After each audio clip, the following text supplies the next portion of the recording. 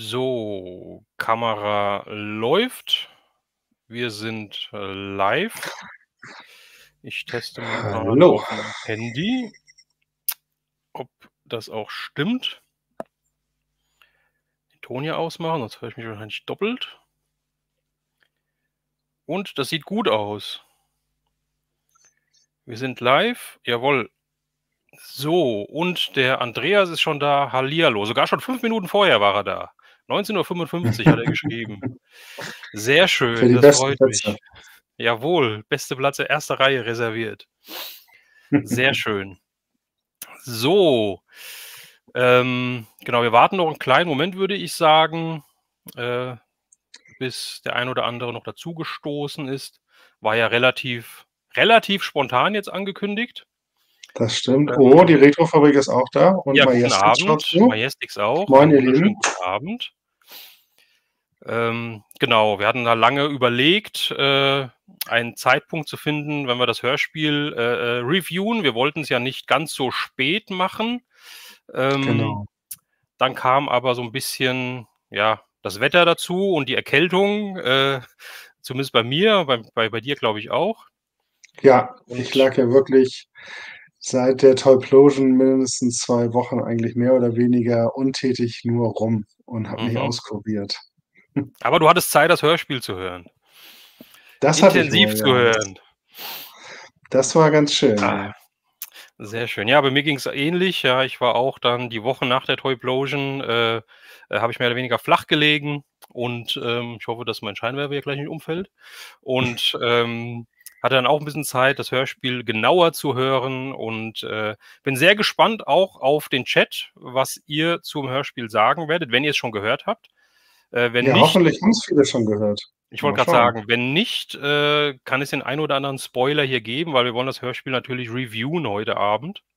Ich würde mal sagen, es gibt alle Spoiler hier heute Abend. Es wird sowas von gespoilert. Ja, Komplett. wen haben wir noch da? Die Jana ist da, der Muto Chris und Pop Culture ist auch da. Guten Abend an alle. Moin. Genau, du hattest eben gesagt, nach der Toyplosion warst du krank. Aber generell ganz kurz, dann haben wir das Ganze ein bisschen aufgelockert hier. Toyplosion, dein Fazit?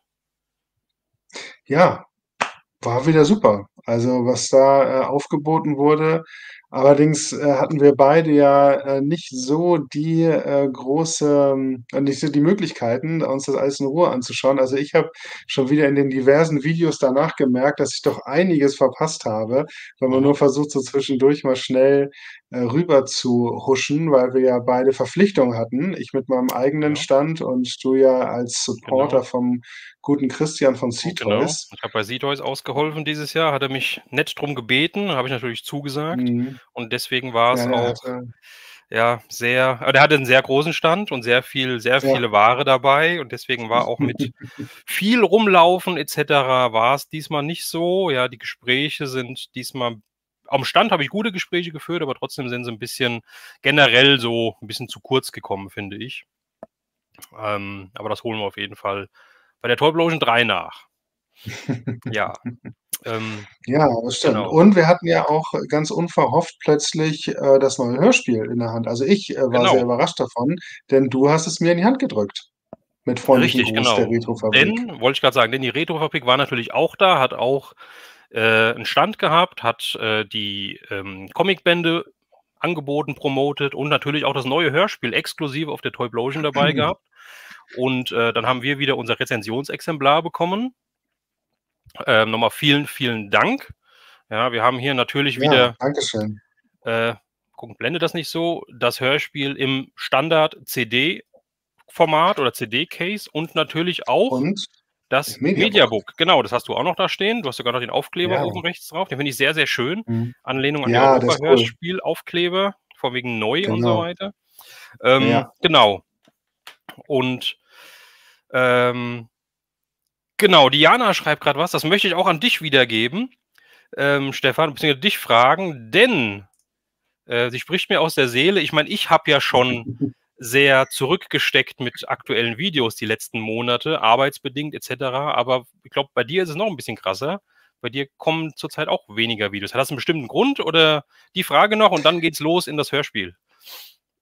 Ja, also diverse Gründe, würde ich sagen. Jetzt keinen ganz konkreten, aber wie gesagt, erstmal war ich, krank jetzt, ausgenockt. Da hat man natürlich auch nicht so die Muße, irgendwie sich, ans Videomachen zu setzen. Man will ja da auch nicht mit verschnupfter Nase und den Leuten was vorhusten.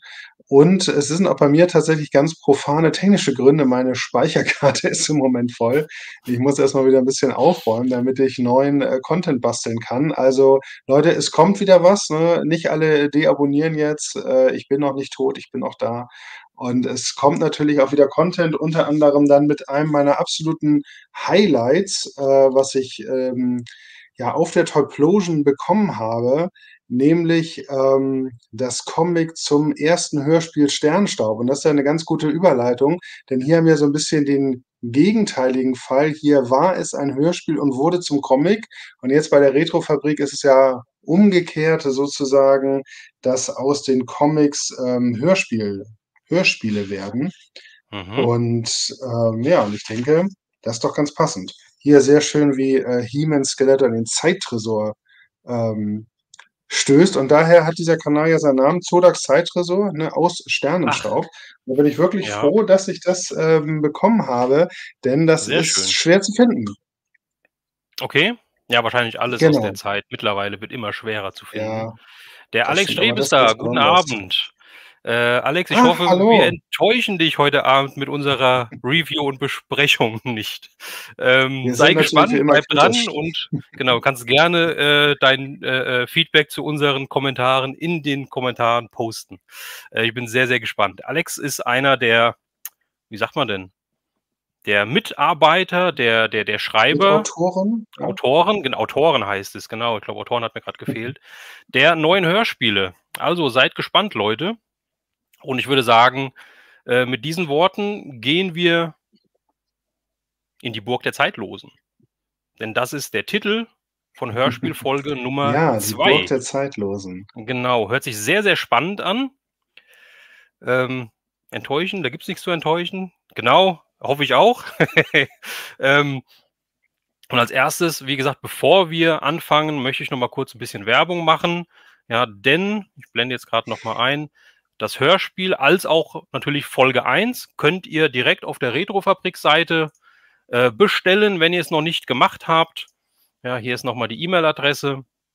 Ja, ihr könnt bei der Fabrik exklusiv das Mediabook bestellen. Das gibt es nur exklusiv im Shop der Retrofabrik. Das Jewel Case, das heißt die Standard-CD, bekommt ihr auch wahrscheinlich im einschlägigen Fachhandel als auch bei Amazon. Ja. Ja, ich 12,99 habe die schon normale einige Fotos CD. gesehen aus'm Mediamarkt, Mhm. wo die Teile Achso, ach, jetzt du hast teilweise im Foto, stehen. Richtig das, cool. achso, du hast gesehen, dass es da schon steht. Okay, das finde ich cool. Das finde ich Ja, richtig gut. So, auf und Fotos. genau. Also die Hörspiele könnt ihr dort bekommen. Und ich würde sagen, äh, wir gehen rein und eventuell gucken wir uns Ja. wie beim ersten Hörspiel erstmal das Cover an. Denn dieses Mal habe ich genau Mhm. drauf geachtet, nachdem ich das letzte Mal nicht drauf geachtet habe und Stefan erst mich drauf hingestoßen hat, dass natürlich der Ausschnitt des Bildes auf dem Cover ja, Layout-bedingt oder größenbedingt auf dem Mediabook ein bisschen anders da aussieht wie auf der normalen CD-Hülle. Und Ja, auch diesmal wieder. genau, und da blende ich erstmal das normale CD-Cover ein. Da sieht man natürlich Mhm. oben die 2, Masters of the Universe, der altbekannte Schriftzug, die Burg der Zeitlosen, Mhm. Titel der CD. Und dann sieht man, dass ganz schön viel passiert in diesem Hörspiel. Ja, das sieht man schon im Titelbild und das macht schon Lust auf mehr, denn ich Mhm. sehe He-Man, ich sehe unten rechts Ram-Man, der ja wahrscheinlich was abgekriegt hat und sich erstmal sammeln Mhm. muss. Ja, wir sehen Mechaneck, der nach hinten gestoßen wird, getroffen wird. So sieht's aus. Und wir sehen Mhm. unten links, wie ist der Name? Den guten Renius. Renius, genau. Und da haben wir ja schon im letzten Stream zu Folge 1 gespoilert. Kann man das sagen? Ja, oder? Ja. Wer es eigentlich ist. Clamchamp in Spe. Genau, richtig. Da noch in Uniform der ja, Palastwache. Ist das so? Kann man das so sagen? Genau, im ersten Moment könnte man auch denken, Man at Arms war im Urlaub und hat sich den Schnauzer abrasiert, aber nein, das ist der Renius, den wir da sehen. Mhm. Und, wenn man das, Cover sich dann komplett anguckt mit der Rückseite, dann kommt ja auch noch Teela zum Vorschein. Genau, man sieht Teela hier auf dem CD-Cover oben links noch sieht Ja, man so den 'ne Strahler sieht man Laserwaffe, so noch. 'n Strahler, genau, der auf, dieses Magie-Monster, Magiewesen, schießt. Ja, das ist der Strahler von Teela. Und wenn ich jetzt Mhm. alles richtig gemacht habe, ähm, gehe ich mal ein Blatt weiter. Ah ne, da ja, jetzt gehe ich ein Blatt weiter, genau. Und dann sehe ich links noch mal im Bild das CD-Cover und rechts im Bild das Mediabook-Cover. Und da sehe ich, dass das Mediabook halt aufgrund der Größe, aufgrund der Komprimierung, auf der Front nur 'n Teilausschnitt des Bildes zeigt. Aber ich muss sagen, das ist mir jetzt wirklich aufgefallen, dass ich Mhm. an der rechten Seite mehr sehe wie auf dem CD-Cover. Links ist es größer abgeschnitten, Mhm. aber rechts sehe ich das Monster größer und ich sehe Ram-Man in voller Montur, wenn man so sagen kann. Ja, interessant, das stimmt. Mhm. Das ist Genau. also, Und, man hat das Gefühl, dass bei dem Mediabook das, Cover so 'n bisschen mehr He-Man zentriert ist, ne, und mhm, die anderen, also Renius und Mechanic sind aus dem Bild raus, nur noch Ram-Man und He-Man sind übrig und das Monster ist noch 'n bisschen präsenter im Bild, ne, weil es ja genau, auch ist noch 'n 'n bisschen präsenter und Teil man des beachtet die Masters Brust des Schriftzug Monsters. bedeckt. Ja. Ja, das Mhm. fand ich auch sehr spannend. Da kommen wir nachher natürlich noch zu, was es damit wohl auf sich hat. Guck mal, Ja. Alexander schreibt auch grade, in den Müller-Märkten hat er die ersten Folgen auch schon gesehen. Ja, Bei Müller cool. auch, finde ich richtig cool, ja. Und dann noch mal so zum Gesamtbild. Das ist 'n bisschen unprofessionell. Ich habe es einfach abfotografiert, weil ich's nicht anders da auf die Schnelle gefunden habe. Aber hier sieht man noch mal das Gesamtbild. Ja, hier sieht man Renius unten und Teela, ähm, ja, wie sie springt und gleichzeitig schießt, würde Mhm. ich mal sagen. Genau, Ja, und das ordentlich was los auf hier dem Cover. genau. Nur, Fisto und Man at Arms, ne, die fehlen, aber das wäre, glaube ich, auch 'n bisschen zu viel des Guten, wenn man die jetzt auch Ja, noch ich versucht denke hätte, mit auch. unterzubringen. Ich denke auch.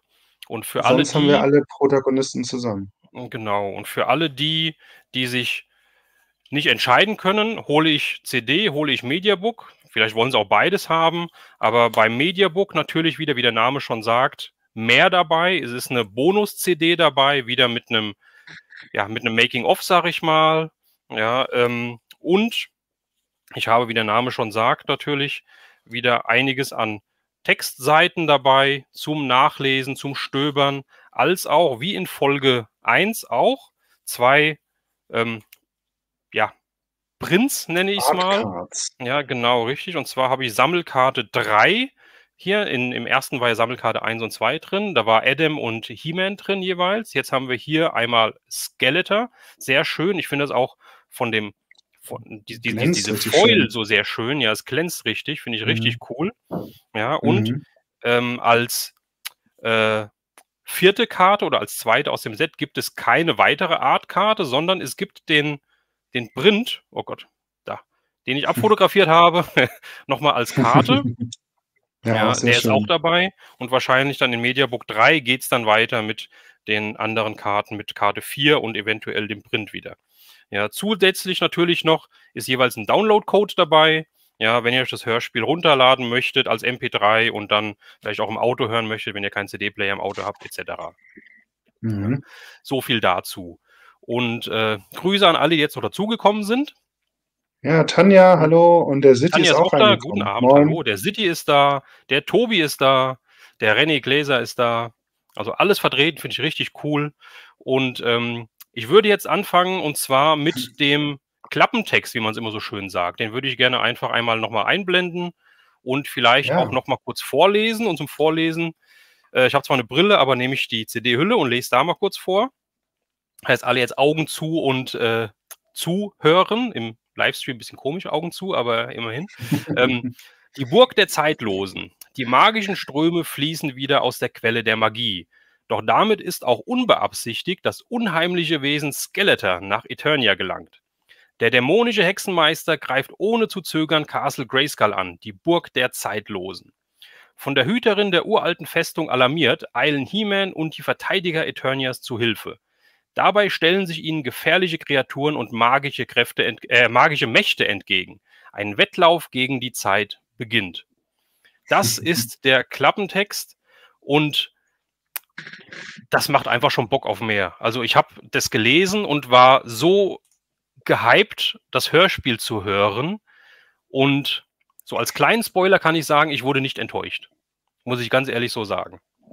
Ja, denn... Mich würde mal Ja, interessieren, auf wie viel MC-Hüllen auf der Rückseite oder auf wie viel Videokassettenhüllen ein Wettlauf mit der Zeit beginnt draufsteht. oh, bestimmt ganz Das viel. ist auch schon so ein Bestimmt Klassiker. sehr oft. Ja, aber es passt wirklich. Ja, und es ist halt Ja, schön. Es ist auch so geschrieben, dass ich halt, es könnte auch auf einer alten Europakassette draufstehen, finde ich. auf Das ist jeden so Fall. Ja, sehr von der schön, ja. Art her, das finde ich richtig cool. Und ich habe mir, wenn ich jetzt hier ab und zu mal hier rüber gucke, ich habe hier noch einen Monitor und da habe ich ein Word-Dokument mit mehr als 8 Seiten, die ich mir zu dem Hörspiel notiert habe. Das werden wir jetzt Hausaufgaben chronologisch gemacht. durchgehen. Ja, und ich glaube, Stefan hat auch einiges. Wir Ja, ein haben bisschen vorher was schon mal habe ich mir kurz auch notiert, gesprochen. klar. Ja, und das erste, also fangen wir an, das Hörspiel beginnt, die Musik beginnt und das ist auch schon das, was die Retrofabrik äh, bei Hörspiel Nummer 1 gesagt hat, was ich bei Hörspiel Nummer 1 eigentlich bemängelt habe, dass mir die Musik am Anfang viel zu lange vorkam, bis das Hörspiel überhaupt angefangen hat. Und das wurde ja gerade entkräftet, letzten Stream von der Retrofabrik, wo es halt hieß, das ist halt die erste Folge und da wollten sie das Intro komplett ausspielen. Und genau das Mhm. ist halt auch hier passiert. Äh, wie angekündigt, die Titelmusik beginnt, aber sie ist wesentlich kürzer und geht direkt nahtlos quasi an Folge 1 dran und es geht direkt dort weiter. Aber es ist doch auch eine andere Musik, oder? Ist es nicht, 'n anderes Thema? Es klang für mich sehr viel düsterer. Ich habe es jetzt nicht noch mal verglichen, aber ich hatte das Gefühl, das ist das Theme des Bösen. Wie es ja bei den alten Europa-Hörspielen auch so war, dass die ja nicht immer mit dem heroischen Theme angefangen haben, sondern Mhm. manchmal auch mit dem Bösen. Und das hatte ich hier auch. Der Sound hat mich so 'n bisschen an, Star Wars erinnert, an diese Imperialtruppen, wenn die irgendwie auftreten. Ja, Mhm. guck mal, Retrofabrik gibt mir recht. Ja, Jawohl, es ist das Dämonen des Bösen-Thema. Hat sehr mir sehr gut schön. gefallen, ist mir gleich aufgefallen. Ich Ja. fand sowieso, dass der Beginn der Folge viele klassische Elemente hatte, dass man erst mal bei den Bösen startet, dann kommen ja noch so kurze Zwischensequenzen und dass man dann diesen schönen, Schwenk in den Hofgarten hat, den wir von Europa so gut kennen, wenn dann Adam in der Sonne liegt, aber da Mhm. greife ich natürlich 'n bisschen vor. Da greifst du ganz schön weit vor. Ich habe noch ganz viel vorher aufgeschrieben. Ja, ich wollte nur Genau, sagen, dass mir das sehr gut gefallen hat. aber die erste Folge ist ja mit einem, wie nennt sich das denn? Mit Ein Cliffhanger, einem Cliffhanger. Cliffhanger, beziehungsweise es war ja eine Oder? Endsequenz nach der Abspannmusik, die, Mhm. wo man Lynn noch mal gehört hat, wie sie etwas gemacht hat und jemand auf einmal da war. Ja, Ja. und genau da geht's halt weiter. Das heißt, wer das Hörspiel Nummer 1 gehört hat und hat, wie die Endmusik angefangen hat, ausgemacht, das Hörspiel, der hat etwas verpasst. Also das sollte er noch mal nachhören. Ähm, Ja, auf jeden Fall. Aber auch wenn man das erste nicht gehört hat, haben wir dieses Mal auch wieder klassisch, wie wir es von früher kennen, das Intro mit dem Sprecher, ne? mhm, Tatsächlich führt der Sprecher noch mal so 'n bisschen aus, was letztes Mal passiert ist, um auch vielleicht auch die abzuholen, die eben das erste ja. Hörspiel noch nicht gehört haben. Und das hat mir gut gefallen, dass man, obwohl es nahtlos weitergeht, trotzdem das Gefühl hat, man ist nicht völlig unvorbereitet jetzt in die Mhm. Szenerie geworfen worden. Und eventuell kannst du es bestätigen oder das mache ich jetzt gerade mal. Ich werfe es einfach mal in den Raum. Ich finde, der Sprecher ist dieses Mal viel präsenter. Er Ja. ist öfter zu hören und er beschreibt auch mehr die Szenerie, ohne jetzt vorzugreifen zu wollen. Aber im ersten Hörspiel habe ich auch gedacht, man hört halt viel, man hört halt Kampfklänge und sowas, aber mir fehlt so von Mhm. wegen, oh, er nimmt jetzt das Schwert und haut jetzt da und dann passiert das und so weiter, halt so der Erzähler aus dem Off. Und das ist hier Mhm. richtig gut gemacht, finde ich. Also, Ich es stimme gefällt mir sehr gut. teilweise zu. Teilweise. Okay. Ja, also ist mir auch aufgefallen, am Anfang ist der Sprecher sehr präsent, hat 'n hohen Redeanteil, beschreibt sehr viel. Das war ja auch das, was wir im letzten Mal oder beim letzten Mal so 'n bisschen ja, was uns aufgefallen ist, dass einige Figuren beschrieben werden, andere nicht. Hier werden jetzt Mhm. sehr, sehr viele, Figuren und Örtlichkeiten beschrieben, ne? Wir bekommen, Snake Mountain beschrieben, wir bekommen Skeletor beschrieben. Kurz danach bekommen wir direkt, noch Buzz-Off und Stratos beschrieben. Aber was du meintest mit den Kampfhandlungen, da war's mir dann nachher wieder 'n bisschen zu wenig, aber Es da wurde kommen weniger, wir das das natürlich noch das hin. stimmt, das stimmt. Mhm. Speziell an dem, ich nenne es jetzt mal Endkampf. Ja, Ja, aber, genau. es ist In auf jeden Fall, Grayskull, finde ich, da hat mir der Sprecher dann wieder 'n bisschen gefehlt. ja, aber wenn das in der Steigerung weitergeht, haben wir bald wirklich richtig, also, wir haben jetzt schon Freude dran, aber dann wird's noch mal optimiert, kann man sagen? Ich weiß gar nicht, wie man's sagen soll. Ja, Auf es jeden ist Fall natürlich auch finde ich's besser Geschmackssache 'n Stück gelungen mit weit. dem Sprecher jetzt wie in Folge 1, Ja, sagen wir mal super. so. Auf jeden Ähm, Fall, ja. so, dann, habe ich mir, aufgeschrieben: „Snake Mountain ist erwacht. Lyn hat das Siegel Mhm. gebrochen und die alte Magie wiederentdeckt, wieder Wieder erweckt." erweckt. Ja. Genau. Und ein Entdeckt und erweckt. unheimliches Wesen wurde er beschrieben, ein unheimliches Wesen mitgebracht, nämlich Skeletor. Ja, und da wurde Mhm. das erste Mal dann der Namen genannt. Und was ich finde, die Evil Lyn oder die Lyn ist sehr, sehr, sehr, sehr ängstlich.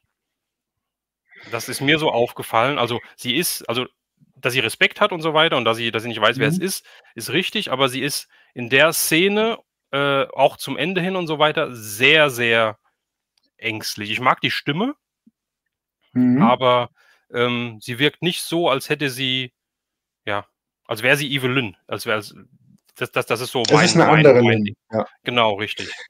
Es ist 'ne andere Lyn, aber das haben wir ja schon festgestellt, es ist ja einfach 'ne ganz neue, Geschichten Welt. Und ich finde viele Figuren, was heißt viele, aber schon auch die Figuren handeln nicht unbedingt immer so, wie man's kennt. Ist mir auch bei He-Man aufgefallen, der hier auch sehr unsicher wirkt, aber kommen wir Mhm, später noch zu. mhm, Aber Lyn ist 'ne andere Lyn, ganz klar. Sie hat mich 'n mhm, bisschen erinnert, an die Revelation-Geschichte, wo man in einer Folge in einem Rückblick gesehen hat, wie Skeletor Lyn sozusagen von den Straßen von Eternis aufgegabelt hat und sie unter seine Fittiche mhm, genommen hat. Und mhm, das Gefühl mhm, hatte ich hier, dieses Feeling hatte ich auch 'n bisschen. Sie wirkt sehr jung, finde ich, in der Sprechweise, aber sie hat doch immer wieder, sie hat großen Respekt, wie du schon sagst, aber sie hat auch immer wieder leichte Widerworte, wie sie dann wo Skeletor dann sagt: „Ja, so genau wollte ich's auch nicht wissen“, und sie dann doch etwas schnippisch antwortet: „Ja, dann frag doch nicht.“ Ich das finde, da stimmt, merkt man das dann stimmt. schon immer wieder, dass sie ihm auch 'n bisschen Konter geben will, Mhm, aber auch Respekt und auch sicher Angst hat vor seiner starken Magie. Ich meine, er will ihr immerhin direkt die Kehle rausreißen am Anfang. Da mhm. hätte ich, Das glaube ich, fand ich auch auch irgendwie cool, mich dass so was halt, es wurde ja wirklich 'n so genannt, bisschen ja: „Und reiße ich dir die ja, Kehle ja, raus", oder irgendwie genau. so was. Also, fand ich richtig gut. Also, finde ich Ja. richtig gut. Und die Frage an Mhm. dich: Was sagst du zum Skeletor-Sprecher? Ja, ich finde ihn sehr gut, aber ich musste 'n bisschen schmunzeln, weil ich hatte das Gefühl, genau wie damals beim 2000X Cartoon, ich weiß nicht, ob du dich noch erinnerst, da musste der Sprecher sich erst mal in die Rolle finden. Der hat sehr oft ist seine Tonhöhe variiert und er klang immer so 'n bisschen anders. Und hier habe ich auch das Gefühl, der Skeletor, es scheint mir so, dass der Sprecher nicht in jeder Situation 100% weiß, wie er den Charakter sprechen will, weil Skeletor, das habe ich mir auch aufgeschrieben, hat schon starke Schwankungen auch in der Stimme. Bei einigen Mhm, Formulierungen plötzlich klingt er, anders einfach. So mhm. als, wie gesagt, als müsste sich der Skeletor-Sprecher noch so 'n bisschen finden in der Figur. Gut, das kann sein. Ist mir persönlich jetzt gar nicht so krass aufgefallen. Also, ich habe ihn als sehr stark empfunden. Also, mir gefällt die Mhm. Stimme richtig gut. Ähm, Ja, ist schon gut Man auf darf jeden es Fall. natürlich nicht zu Europa vergleichen, sage ich immer wieder, aber trotzdem, ähm, muss ich sagen, gefällt er mir von der Art, wie die Hörspiele aufgebaut sind, besser, und das, soll viel heißen, wie Peter Pasetti bei Europa. Nicht von dem, was der Sprecher kann, sondern Peter Pasetti bei Europa, der Skeletor war immer so 'n bisschen ja, flapsig, lächerlich so ein bisschen halt, ja. Und ihn hier finde ich wirklich krass. Ja? Ich finde ihn wirklich Mhm. böse. Ich finde ihn wirklich Mhm. düster und kraftvoll und so weiter. Also, ich kann mir so richtig gut 'n Skeletor vorstellen. Ja, aber das ist, wie gesagt, immer auch jetzt hier alles andere, was wir besprechen, natürlich nur immer unsere Meinung. Ja, jeder kann 'ne Mhm. andere Meinung haben, jeder sieht's vielleicht anders. Also, von daher Mhm. nur unsere persönliche Meinung. Ja, wir haben ja Ähm, hier auch schon wieder einige Meinungen im Chat. Guck mal, Tobi sagt auch, der Sprecher ist wunderbar, wird 'n bisschen zu wenig eingesetzt. Die Schreiber scheinen sich gegen ihn zu wehren. Ich habe das auch gehört, dass es so 'n bisschen, die Meinung gab, dass die, Macher keine großen Fans eines Sprechers sind, weil in den Revelation-Hörspielen ja zum Beispiel auch gar kein Sprecher vorkommt. Aber Alexander hat schon gesagt, „Wir wehren uns nicht gegen den Sprecher, keine Sorge." mhm, Auch interessant, ne, hier auch noch mal die Meinung zu lesen. Und, die Stimme von Horder kam mir etwas zu ruhig vor, schreibt hier der Domenico. Und ja, das hatte ich auch am Anfang das Gefühl, aber er soll ja auch so freundlich rüberkommen. Das hätte, finde ich, an genau. der Stelle keinen Sinn gemacht, wenn er jetzt wie Skeletor aufgespielt hätte, dann hätte ihm Richtig, sicherlich richtig, keiner keiner vertraut. Aber du hast richtig. recht, ich finde die Sprecherleistung auch sehr stark. Mir ist nur halt, auch grade am Anfang aufgefallen, dass die Stimme, etwas stärker schwankt, als es vielleicht normal wäre, in Anführungsstrichen. Mhm. Okay.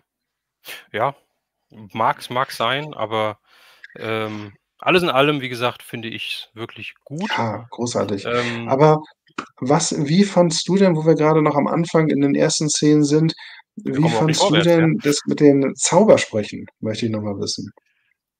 Was genau? Wir Also, hatten ja schon wie sie ausdrücken oder Dass was er sie dass er sagen überhaupt oder welche benutzt. Dass er überhaupt welche benutzt, das ist ja auch neu. Ich kann mich nicht ja, erinnern, dass Gallagher in irgendeiner Form, also im größeren Umfang, sagen wir mal, Zaubersprüche benutzt hätte. Das hat mich hier so 'n bisschen an Harry Potter teilweise erinnert. echt? Mich gar nicht. Also, ich fand's richtig, richtig Okay. gut.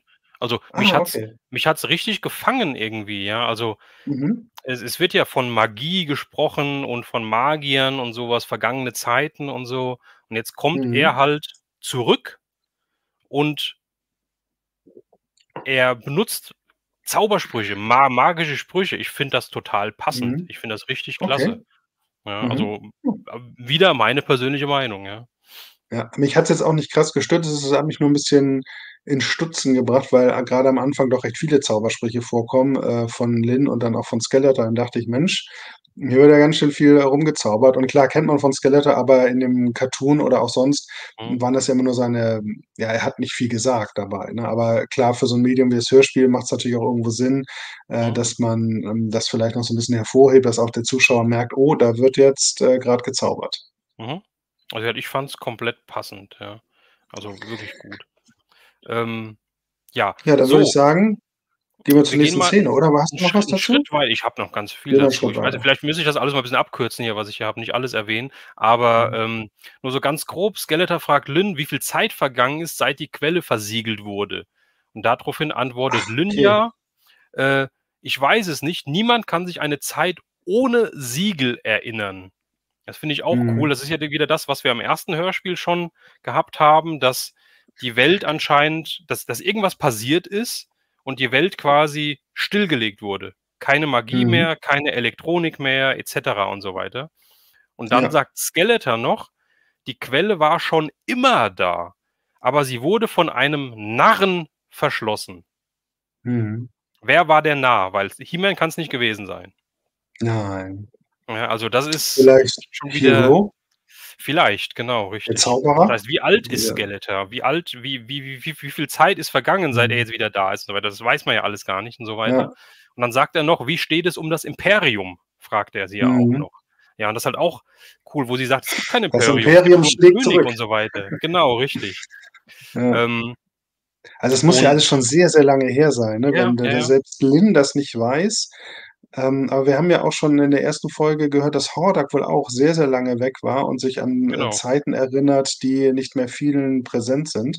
Aber die Magie scheint wohl noch mal deutlich länger versiegelt zu sein, als die Elektronik Aber verschwunden ist, Lynn ne, weil kannte ja 'n bisschen Magie, auch schon in der ersten Folge, schon am Anfang auch das schon. stimmt, ja, richtig. Mhm, Aber ich erinnere mich daran, dass am Anfang des ersten Hörspiels ja der, Junge meinte, mein Großvater hat noch davon erzählt. Also kann das ja noch nicht so ja, lange genau. her sein. Genau, ne, richtig. mit der Elektronik und das mit den Fluggeräten und so weiter.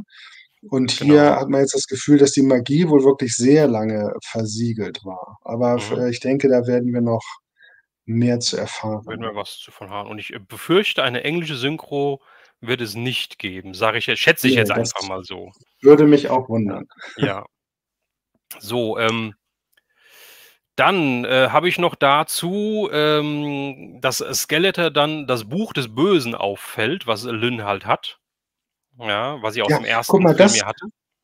genau, das war zum Beispiel, Film, wo du's Folge. jetzt grade sagst, vom ersten Hörspiel, das war zum Beispiel, 'n Punkt, wo ich mich seine Stimme 'n bisschen gewundert hatte, weil er von dieser sehr kräftigen, dominanten Stimme plötzlich in so 'n zweifelhaften Ton verfällt, aber sehr stark so: „W was hast du da? Was ist das da?“ Ja, er war So, erstaunt, weil das Buch kennt er ja ja, aber natürlich, aber das war mir aufgefallen, dass er da war 'n starker Bruch in der Stimme, wie man's, würde ich mal sagen, als Normalsprechender würde man wohl nicht da so sehr, seinen Tonfall ändern, aber es gehört natürlich schon was dazu, auch 'n ach, wenn du bisschen total mit seiner Stimme erstaunt zu bist, spielen.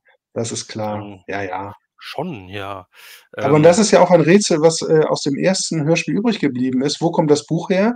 Jetzt, wissen wir, Evelyn hat es gefunden oder nein, das Buch hat sie gefunden. genau, richtig, das sagt Skeletor noch, ja. Das Buch hat, äh, dich gefunden und nicht umgekehrt. Ja. Ja, also finde ich richtig, richtig spannend. Aber ich glaube, dann lassen wir's Mhm. mit der Szene mal, weil Ja, dann ich denke auch, passiert gehen wir nicht mehr weiter. allzu viel. Wir sind, glaube ich, mehr ausführlicher, wie ich eigentlich wollte, aber, Ja, dann ich gibt's wusste nicht, dass einen du so ins Detail gehen wolltest ja, ich tatsächlich, weiß auch deswegen, nicht. Ich sage ja, also, von daher, du kannst mich auch einfach überstimmen, wenn du sagst halt hier: „Das müssen wir nicht unbedingt besprechen“ oder „Wir wollen nicht so ins Detail gehen“, dann mach einfach weiter. Aber wir ja, kommen ich würde jetzt zur sagen, zweiten Szene guck mal, es und ist schon 'ne halbe Stunde und wir sind erst bei der ersten Szene. das ist ja, wir machen vielleicht 'n bisschen also, Ja, erste Szene abgehakt, finde ich richtig gut. genau. Ja, guter Einstieg in die Folge, Ja, auf animiert zum jeden Fall. Dranbleiben, zum Weiterhören. Ich will wissen, wie's weitergeht. Und, Ja, dann schwenken wir um und wir sind auf einmal in Avion in genau. der Die zweiten Szene. Stadt Avion Genau. lag in den Wolken. Okay, vielleicht müssen wir auch Überstunden machen, ich weiß nicht. Ähm, ja, wir gucken Ja, mal. genau. Und Genau. jetzt steigt wieder der Erklärer ein und stellt uns direkt Stratos vor. Das finde ich natürlich sehr schön. Er wird, Mhm. relativ detailliert beschrieben und Genau, was erst ich auch mal 'ne werden die sehr schöne Vogelmenschen beschrieben ja, generell, wie sie hoch die genau, und vor was die ich die die die Ding hochklettern und so weiter, ja. Aber ich bin genau, still, mach du mal.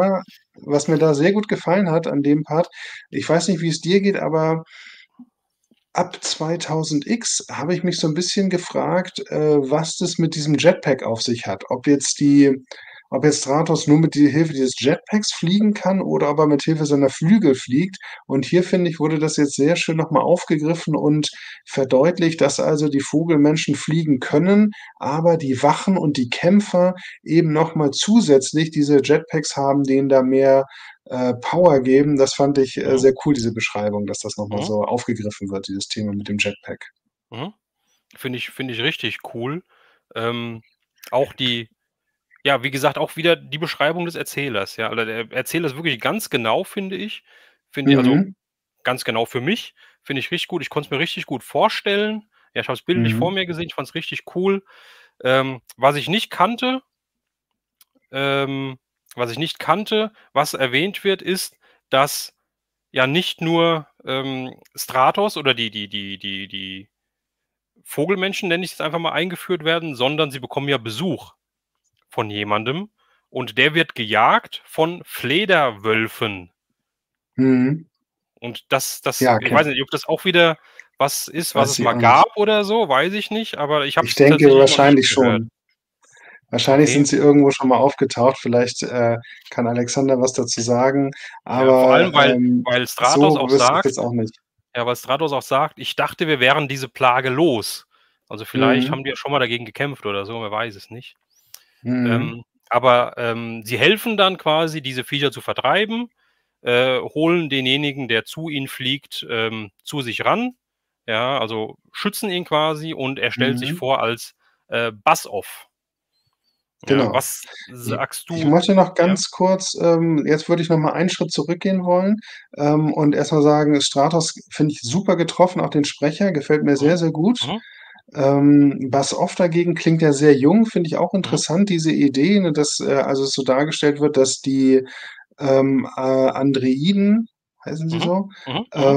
'ne sehr viel kürzere Lebensspanne haben Ja, als die genau. sonstigen, Bewohner Eternias und dass es wohl Richtig. auch mal so 'n Konflikt gab. Also, es wird wieder Hintergrund so 'n bisschen angedeutet, aufgebaut. Mhm. Mhm. Was mir hier wi aufgefallen ist am Kampf, der Kampf wurde wieder nicht so beschrieben, wie ich es gerne hätte, weil, was mich da 'n bisschen gewundert hat, Stratos sagt, die Energiestrahler sind geladen, dann hört man aber Faustkampfgeräusche. Das war schon wieder 'n Moment, der mich so 'n bisschen rausgerissen hat. Da dachte ich: „Was Okay. passiert jetzt grade? Boxt Stratos jetzt diese Flederwölfe grade boxt er den 'n paar aufs Maul, und danach hört man aber dann auch Energiestrahler und dann, ja, hört man ja auch, dass noch die Wachen von Stratos in den Kampf eingreifen und dann ist Mhm. er auch Mhm. relativ schnell vorbei. Was ich kleine Kritik an der Stelle, der Sprecher beschreibt dann Bassoff sehr ähnlich, wie er vorher Stratos beschrieben hat, also auch 'n groß gewachsen, schlanker Typ und insektenartig und so weiter, also auch relativ detailliert. Allerdings beschreibt er ihn während der Kampfhandlung. Das fand ich bisschen unglücklich, weil mich das aus der Spannung der Kampfhandlung so 'n bisschen rausgezogen hat, weil dann plötzlich diese Beschreibung irgendwie drin war und ich mich dann darauf konzentriert habe und im Hintergrund hat man noch dieses Kämpfen gehört.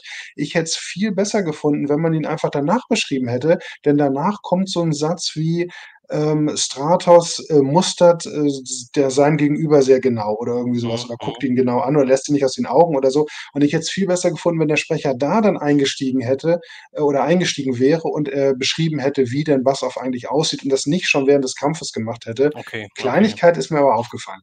Mhm. Okay. Okay, habe ich jetzt gar nicht Ach, so guck mal hier, mitgekriegt, aber Flederwölfe die gibt es bei Filmation. Fledermaulwölfe Ah. genau, richtig. Ich habe es jetzt eingeblendet, Hatte ich nicht genau. mehr im Schirm. Filmation so lange nicht mehr gesehen. Siehst du mal, siehst du mal. Ähm, Ja. genau, okay. Ähm, dann, wo habe ich's denn?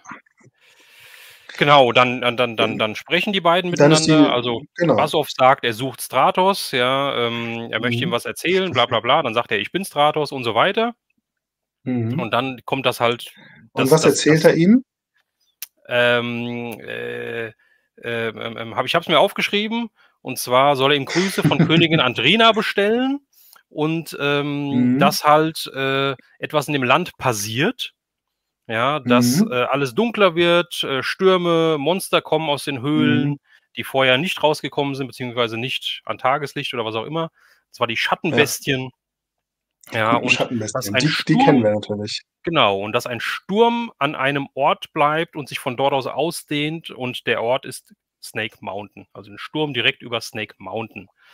Ja, Also, man kann und, eigentlich zusammenfassen, es ist 'ne ziemlich windige Folge. Ich habe mich im Nachhinein so gefragt, ob dieser Sturm draußen was mit dem Sturm, zu tun hat, dem wir nachher noch begegnen werden in der Burg. Wie hast du das verstanden? Ist ich das dachte derselbe schon, dass Sturm? das Ist 'n anderer Sturm ich oder dachte schon, dass das was damit auf sich hat, weil Lyn hat ja weiß nicht. die Magie, erweckt in Mhm. Grayskull und somit fließt ja dieser Magiestrom. Ja, also ich stelle mir das so vor, dass der wie bei kennst du noch Ghostbusters 1 von Ja 1984? klar. Ja Wenn sie auf klar. dem Hochhaus sind und dann kommt auf Mhm. einmal dieser zack Strahl nach oben und so 'ne Mhm. Wolke breitet sich aus. Und so stelle ich mir das vor, dass über, Snake Mountain Snake so 'n Mountain. Energiestrahl nach oben Mhm. ist permanent und dadurch sich halt Mhm. so 'ne Wolke bildet, so 'n dunkles Gewitterding, sage ich mal, was sich immer weiter ausbreitet. So habe ich's mir halt vorgestellt. Mhm. Also Ja, Fantasie, ja. das fand ich auch richtig gut, weil hier ist jetzt nämlich auch so 'n bisschen Spannung aufgebaut worden, die mir im ersten Hörspiel noch 'n bisschen gefehlt hat. Und auch das hat mich wieder sehr an Europa erinnert, dass einfach so 'n bedrohliches Szenario aufgebaut wird, ne? Es kommen diese Mhm, Stürme, wie du schon sagst, es mhm, kommen diese Monster plötzlich mhm, aus ihren Höhlen und es tut sich irgendwas. Und dann erfahren wir ja, die beiden wollen jetzt mit König Rendor sprechen. Das fand ich auch sehr schön, wie Stratos ihn genau. beschrieben hat, wo er meint: „Ja, ist 'n vernünftiger Mann, mit dem kann man reden.“ Und dann haben wir den nächsten Szenenwechsel. Noch nicht ganz, noch nicht ganz. Okay. Ähm, Na, was denn hast du noch? Stratos sagt noch, mit Rendor sprechen, genau, Rendor ist ein alter Freund, nennt ihn Stratos noch. Das ist das eine. Mhm. Und dann sagt er, in Eternis gibt's eventuell einen Bibliothekar, der helfen kann. Er ist ein bisschen schrullig, so wie Tenurier normal sind. Also da wurde ein Bibliothekar erwähnt, der vielleicht auch nochmal zu sprechen kommt. Und Stratos nennt die ganze Ich Zeit denke mal. Bassoff wie nennt sich das denn? Herr der Wespen. Er nennt Bassoff immer Wespenmann. Ey, Ach, Wespenmann, Wespenmann, so irgendwas okay. sagt er. Und dann sagt Bassoff ja, er soll ihn bitte nicht Wespenmann nennen, sodass er nicht als Herr der Wespen bekannt wird. Das würde nur zu Missverständnissen führen. Und Ach, das so ist war das, ja, ja. ja eine Anleihe an die Figur, beziehungsweise an Bassoff selbst. Ja, ist es eine Wespe, ist es keine Wespe? Ja, fand ich sehr, sehr lustig, fand ich sehr gut. Das ist sogar was ich verstanden habe. Und das will schon was heißen. Ja, es gab ja auch das Hörspiel Der Herr der Wespen in der alten Hörspielserie, Genau. da hatte ja Bassoff eine ähnliche Stellung wie Stratos. Mhm. Ab 2000X wurde das dann ja abgeändert, wenn ich mich recht erinnere, aber ich weiß nicht mehr ganz genau, ob's diese Königin, ich glaube, die wurde mit 2000X eingeführt. Weiß ich auch nicht. Aber Also alles, da was gab's ja dann nach auch diese ja. Ambrosia-Folge, weißt du, wo das Ja, ja. Wespenvolk das Ambrosia-Zeug irgendwie abbaut, was so Superkräfte verleiht. Vielleicht, sehen wir das ja auch noch. Ich denke mal, der Bibliothekar, das wird wohl der sein, aus dem letzten Hörspiel, ne? Da gab's da auch diese Schlussszene, wo er unter Harvey Hordak mal nachgucken wollte, was Genau, es damit auf sich genau. hat. Und der wird ja sogar in dem Hörspiel jetzt hier am Ende nochmal erwähnt. Also Mhm. dreimal erwähnt worden in 2 Hörspielfolgen. Also das sollte schon der sollte schon noch mal irgendwie zu tragen kommen, der Charakter. Ja, ich denke mal, es wird Mhm. Gwildor sein, aber Ich gehe schauen auch wir mal. davon aus. Ich gehe davon aus. Aber Aber lassen wir uns mal überraschen. ja, So, nächste Szenenwechsel. Zack. ja, Wir sind in Eternis, der reichsten genau. und größten Stadt Eternias. Und was passiert da? Da kommt wieder was Mhm. Altbekanntes. Wir sehen wir hören von einem Prince Adam, der im Schatten eines Baumes mit einem Mhm. jungen grünen Tiger Schläft. mit gelben Streifen schläft. Also ganz bekannt. Ja. Ganz, als ob man nach Hause kommt quasi, Ist ja. dir ist dir auf Genau. Ist dir aufgefallen, dass die Szenerie, das Kapitel genau mit denselben Worten praktisch eingeläutet wird wie das davor? Ich habe mich Ne. gefragt, ob das Absicht war oder ob das Zufall Inwiefern? war. Also, Was für Worte? weil das Kapitel mit Bassoff und Stratos beginnt ja mit, ich habe es mir aufgeschrieben: „Die Stadt Avion lag“ und dann in den Wolken und so weiter. Und dann Mhm. das folgende Kapitel beginnt mit, „Die Stadt Eternis lag“ und dann eben, wo sie liegt. Ist mir nicht aufgefallen, muss ich ganz ehrlich sagen. Ist exakt praktisch derselbe Wortlaut, nur, dass es, erst Avion und dann Eternis ist. Mhm. Dachte ich so: „Seltsam, dass sie genau denselben, Anfang wieder wählen, um die Szenerie einzuläuten.“ Aber ich finde es generell sehr schön, wenn so 'n Szenenwechsel ist, wo wir vorher noch nie waren, wenn dann die Szenerie auch 'n bisschen beschrieben wird, finde ich wichtig und richtig. Nur, dass es Mhm. exakt derselbe Wortlaut war, das, hat mich beim zweiten Hören 'n bisschen, zum Stutzen gebracht. Ist mir nicht aufgefallen. Ich war so gefesselt von der Folge, ist mir gar nicht aufgefallen. Ähm, Weißt du, aber was ganz witzig ist? mhm. Die Szenerie, die jetzt beginnt, die ist praktisch 1:1 übernommen aus der ursprünglichen Comicgeschichte „Die Zeitfalle“.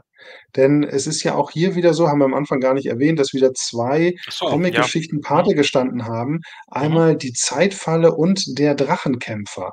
Und es ist, so, dass hier wirklich einige Blöcke fast 1:1 übernommen worden sind aus „Die Zeitfalle“. Und „Der Drachenkämpfer“, ja, das bezieht sich eigentlich nur auf so 'n kleinen Einschub, zu dem wir später noch kommen. Aber diese Szene jetzt mit Orko, wo Orko 'n Doppelgänger herbeizaubern will von He-Man, die ist 1:1 auch so in dem Comic. Und mit dem Interessant. Schmetterling und Okay, so. stimmt, das mit den Comics hatten wir Mhm. gar nicht erwähnt. Richtig, genau. Ja. Ja, genau. Ähm, wir haben dann, wie gesagt, Prince Adam, der schläft. Dann kommt Orko. Dann kommt Otto. Orko in die Szenerie und, Ja, sehr, ruft sehr nach schön wieder. Adam. Ja, denn, Mhm. Teela würde ihn suchen. Die Krieger wären da. Ja, die Krieger, Genau. die er gerufen hat. Genau. He-Man hat eben ein Treffen einberufen, da etwas Mhm. draußen passiert und man vorbereitet sein muss. Ja, und dann Mhm. kommt das dann wird 'n bisschen gesprochen, dann redet auch Cringer 'n bisschen und so weiter. Und dann geht's ja da drum, dass er sich verwandeln will zu He-Man, ja, und dann lässt halt Cringer auch ein Wort fallen, sodass es Mhm. halt, dass man halt weiß, okay, Cringer verwandelt sich auch. Und dann ist wieder was Orko sagt, und Orko ist dann verwundert, dass sich nicht nur Adam verwandelt, sondern auch Mhm. Cringer. Das heißt, das wusste Orko bis zu dem Zeitpunkt dann auch nicht, weil er hat erst in der letzten Folge überhaupt erst von Adam und He-Man erfahren. Mhm. Und Battlecat oder Ja, beziehungsweise Cringer war ja in Folge 1 überhaupt nicht dabei, muss man auch mal sagen. Ja, der wird also hier richtig. quasi eingeführt, mehr oder Mhm. weniger Genau. schlafend, als kleiner, süßer, grüner, junger Mhm. Tiger. Otto finde ich gut. Ja, genau, Otto finde Ja, ich auch und gut. Ja. hier ist die Charakterisierung wirklich eigentlich 1:1 wie in den Hörspielen, ne? Also, wie in den alten Geschichten, ne? Das ist also Mhm. diese ganze Szenerie erinnert ja sehr daran und wie gesagt, sie ist ja auch dem Comic entlehnt, aber sie hätte auch 1:1 so aus dem alten Mhm. Europa-Hörspiel stammen können. Dieser Klassiker, ne, dass Teela ihn sucht, Adam schläft Ja, mal wieder und er hat ja. nicht so richtig Bock. Und dann heißt es dann halt: „Aber die Krieger, die du gerufen hast, sind da.“ Ich war im ersten Moment 'n bisschen irritiert, weil ich dachte, jetzt, dass Bassoff und Stratos kommen würden, dass das die Krieger sind, als es hieß, die Krieger sind da, aber dann dachte ich: „Hä, die wurden ja gar nicht gerufen, die sind ja von sich aus gekommen.“ Aber dann Mhm. stellt sich heraus, nein, das ist Mhm. wieder die Bezugnahme auf das letzte Hörspiel am Ende, wo es dann hieß: „Wir versammeln jetzt die Masters.“ Genau, genau, richtig. Aber was jetzt noch Mhm. davor ist, was m was mich nicht verwundert hat, aber was ich ja, weiß nicht, ob ich's gut oder schlecht finde, weil die Hörspiele stehen ja schon Mhm. für sich selbst mehr oder weniger, ja, und, Mhm. dann fängt Orko an zu zaubern und er hat denselben Zauberspruch wie in den Europa-Hörspielen. Den hatte er nur exklusiv in den Mhm. Europa-Hörspielen gehabt: „O Orko aus dem Zauberland." Und genau das hat er hier auch. Mhm. Ich weiß noch nicht, ob ich das Ja. gut finde, ob man da halt nicht auch hätte Mhm. was Eigenes überlegen sollen, um's halt 'n bisschen abzugrenzen. So hat man halt durch diesen Zauberspruch wieder komplett sofort Europa vor Augen, finde ich. Mhm. Ja. Mhm. Ich Ja, ich weiß noch hatten nicht, wir ob in der ich's gut letzten oder schlecht Folge auch finde. schon.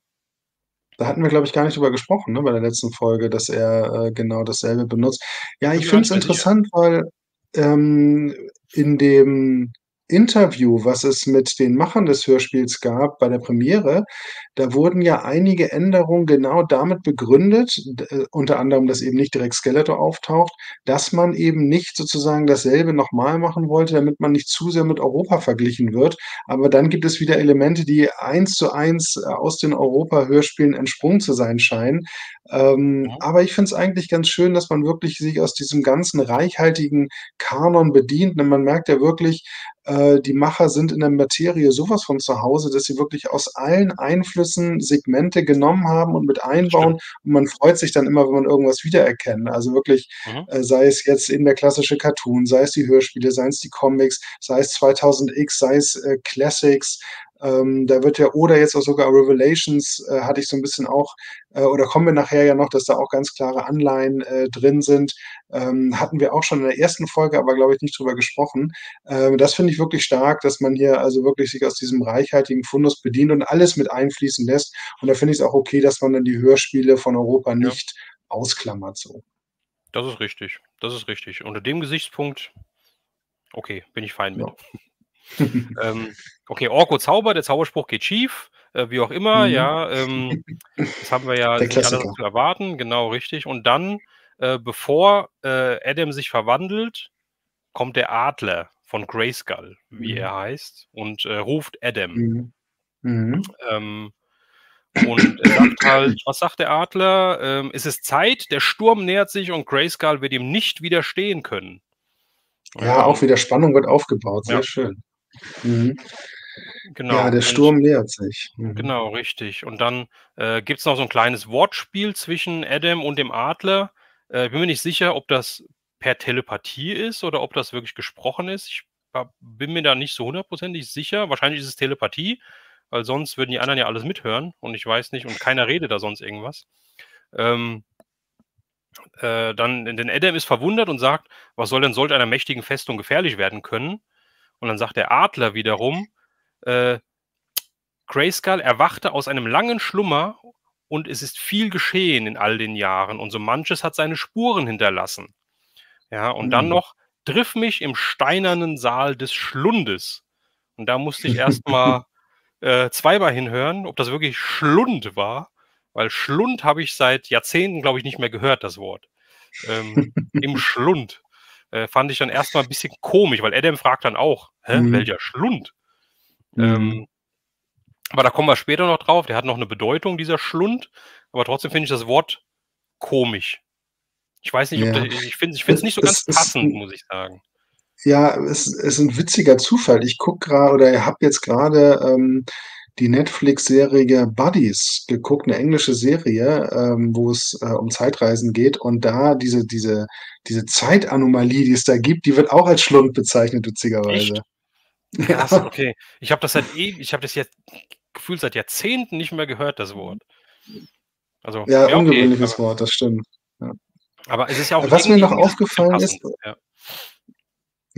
was ich ganz interessant fand, dass Orkus Zauber zwar schief geht, aber er ganz verwundert ist, dass er einen Schmetterling herbeigezaubert hat und sagt, dass Tiere sehr, sehr viel schwieriger zu zaubern sind als Pflanzen. Und das fand ich auch ganz interessant. Da habe ich mich gefragt, ob das eventuell auch so eine Anspielung darauf ist, dass die Magie wieder sich ausbreitet und dadurch vielleicht auch Orko mächtiger wird, auch wenn es jetzt nicht genau das ist, was er haben wollte. Könnte sein. Vielleicht. Könnte sein. Vielleicht ist es auch einfach nur, weil es im Comic passiert, aber im Comic sagt er meiner Meinung nach nichts darüber, dass das jetzt ungewöhnlich wäre, dass es ein Schmetterling ist und keine Blume. Okay. Naja. Aber es war mir aufgefallen und ich fand's gut. Genau, wäre möglich. Ja. Aber kommen wir gleich zur nächsten Szene. Jetzt kommt nämlich Teela dazu. Adam haut ab, Adam versteckt sich in einem Geheimgang mit Cringer zusammen und verwandelt sich dann. Und dann kommt wieder die Verwandlung, kommt wieder der Spruch. 12. Geheimgang. Ja. Genau, richtig, ja. Ich frage mich, wo da die Geheimgänge sind, aber gibt offenbar einige. Genau, verwandelt sich dann, Battlecat, Cringer wird zu Battlecat, Adam wird zu He-Man und gibt es noch ein kleines Wortspiel, glaube ich, Wortgefecht zwischen den beiden. Und dann sagt He-Man auch wieder zu Battlecat, auf geht's, Katerchen. Also auch wieder so ein bisschen aus den Hörspielen. Lass mich aufsitzen, Kater, alter Kater und sowas halt, ja. Ist auch wieder so ein bisschen aus den Hörspielen, glaube ich, gegriffen. Alter Kater kommt aus den Hörspielen. Genau. Mir gefällt alter Kater besser als Katerchen. Ich mag das Katerchen nicht so gern. Ich habe es dann bei den Minuspunkten notiert. Ist natürlich absolut Geschmackssache. Aber ich fand alter Kater besser als Katerchen, finde ich irgendwie klingt ein bisschen seltsam. Ich glaube, da wollte man dann wirklich was Eigenes machen. Und meiner Meinung nach ist Katerchen nicht die beste Wahl gewesen. Aber sie ist nochmal drin. Genau, richtig. Verkrellt. Und dann lernen wir wieder neue Figuren kennen. Verprellt kenne ich das Wort. Verkrellt, ja. Verkraulen, verkrellen wahrscheinlich. Könnte man vielleicht ableiten. Ja. Oder so. Ich finde es eigentlich ganz okay, dass auch so ein bisschen altertümliche Sprache mal mit reinkommt. Ich mag das gar nicht, wenn zu modern gesprochen wird in solchen Geschichten. Wenn es da losgeht mit ey, alter He-Man, komm mal rüber oder was ich was, dann hört es bei mir auf. Also das ist schon vollkommen okay, so wie es ist. Ja, denke ich auch. Ja. Genau. So, dann wolltest du sagen, nächste Szene. Genau, nächste Szene, wir lernen 2 neue Figuren kennen. Genau, richtig. So, jetzt nochmal kurz zur Verwandlung. Die habe ich jetzt eben so ein bisschen außen vor gelassen, aber Tobi sagt auch, Verwandlung perfekt umgesetzt, gefällt ihm. Fand ich auch gut. Fand ich auch wirklich gut. Ja, habe ich jetzt nicht mehr so im Ohr, das Brüllen, aber es ist mir jedenfalls nicht negativ aufgefallen. Okay, gut. Aber also dann, wie gesagt, wir lernen noch nicht 2 neue Leute kennen. Doch. Nein. Wir sind erstmal wieder bei Skeletor und Lynn. Ach, kommt das? Ach, okay, dann habe ich die Reihenfolge nicht ganz richtig. Sorry. Genau, stimmt. wir sind bei Skeletor und dann Lynn. gibt's erstmal wieder. Stimmt, wir kommen erstmal wieder zu Lynn und Skeletor zurück. Da habe ich nämlich stehen von wegen. Genau. Skeletor ruft Lynn. Lynn ruft oder nennt ihn Meister dann jetzt schon. Ja, und ist aber ganz panisch und total ängstlich und sagt, ja, was ist, Meister? Ich habe nichts gemacht. So ungefähr, ja, wo ich denke, was ist denn mit der Alten los, ja?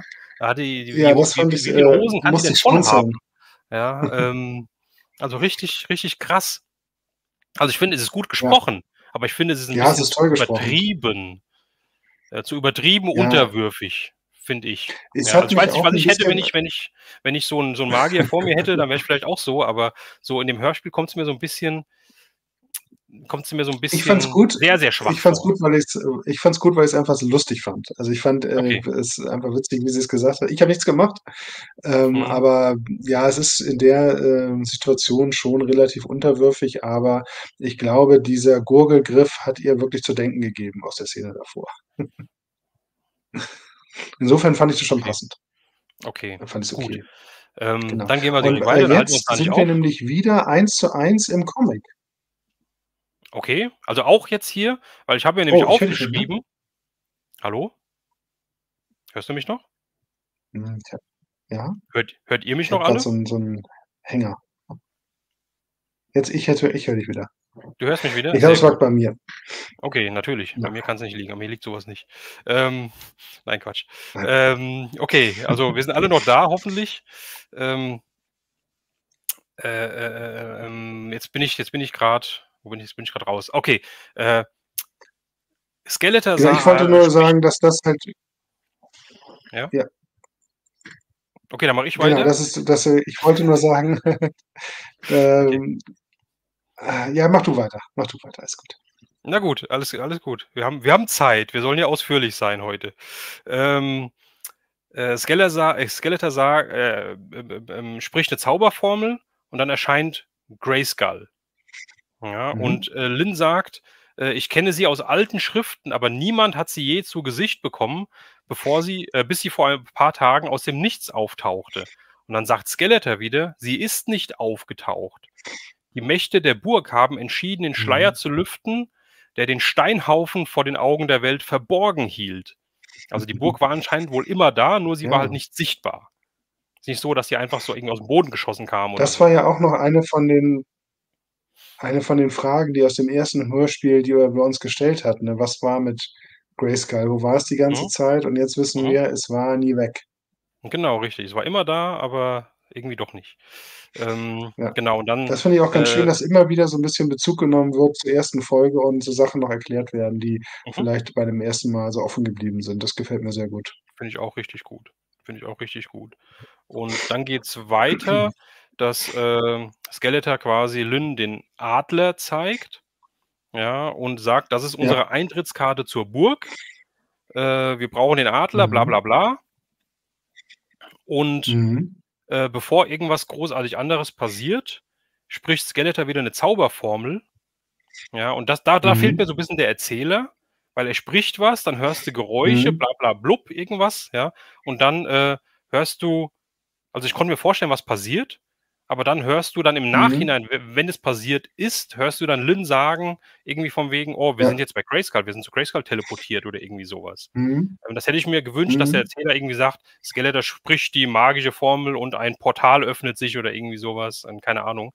Da da da bist du so 'n bisschen im Mhm. Unklaren. Also, da fehlt mir so 'n bisschen der Sprecher, der sagt, was da Ha jetzt grade passiert. ja.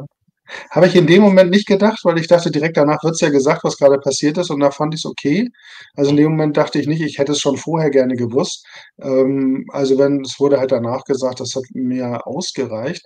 Und das ist jetzt was jetzt kommt, das ist wieder eins zu eins aus die Zeitfalle übernommen, nur dass Skeletor da sich nicht mit einer magischen Formel, zum Schloss, oder zur Burg teleportiert, sondern er stellt so 4 ja, so komische Säulen auf und die bilden dann so 'n Energiefeld und durch das kann er und Lynn dann, durch die Dimension, direkt zu Castle Grayskull reisen. Habe ich mich noch gefragt, was da denn für Dimensionen wohl dazwischen liegen, aber es steht jedenfalls so geschrieben. Und mhm, hier finde ich passender umgesetzt mit einem Zauberspruch und man weiß ja auch aus dem Cartoon, dass Skeletor so Portale öffnen kann. Das war ja immer so sein Ding, dass er dann einfach wieder verschwunden ist und irgendwo anders aufgetaucht ist, diese gelben Portale. Und so ähnlich habe ich mir das hier dann auch vorgestellt. okay. Ja, passt ja, passt ja. Ähm, Dann geht's weiter, dass, sie den Adler, wie gesagt, sehen dann vor Ort, der Mhm. Richtung Grayskull fliegt, weil er hat ja 'n Treffen Mhm. mit He-Man. Und dann Mhm. spricht Lynn eine Zauberformel, ist aber nicht so wirklich so eine magische Formel, die ist aber nicht ganz so stark. Und Skeletor Mhm. legt noch mal nach und gibt dem Adler quasi den Rest. Adler ist Mhm. Finde gefangen. ich auch sehr, sehr stark gemacht. Auch dieses Flattern von den Federn, sehr, Ja, sehr sehr gut umgesetzt, die Szene. ja, finde ich auch richtig gut. Finde ich auch richtig gut. Hat mir gut gefallen. Und Ja. Dann verwandelt sich der Adler in eine Frau. Das habe ich mir jetzt Mhm. aufgeschrieben. Und Skeletor nennt sie sofort teure Freundin. Und dann Ja. die Frau sagt dann zu ihm: „Skeletor, so nennst du dich also heute. Dein Gesicht Mhm. mag sich verändert haben, aber ich kenne dich.“ Und Skeletor sagt Ja, wieder: „Beim letzten Treffen spannend. war ich ein dummer Junge, der nicht wusste, was er tat. Heute sehe ich es klar.“ Mhm. Also, auch die 2 hatten schon mal Berührungspunkte. Ja, und das ist ja auch wieder 'ne Neuerung, würde ich jetzt Ganz einfach mal kurz, Moto Chris, behaupten. gute Nacht. Schönen Abend noch, Gute schlaf gut, Nacht. schön, dass du dabei warst. Ja, Entschuldigung? Auch wieder 'ne Neuerung, würde ich behaupten, denn meiner Meinung nach gab es diese Idee, dass sich die Zauberin und Skeletor kennen, noch nicht so, oder?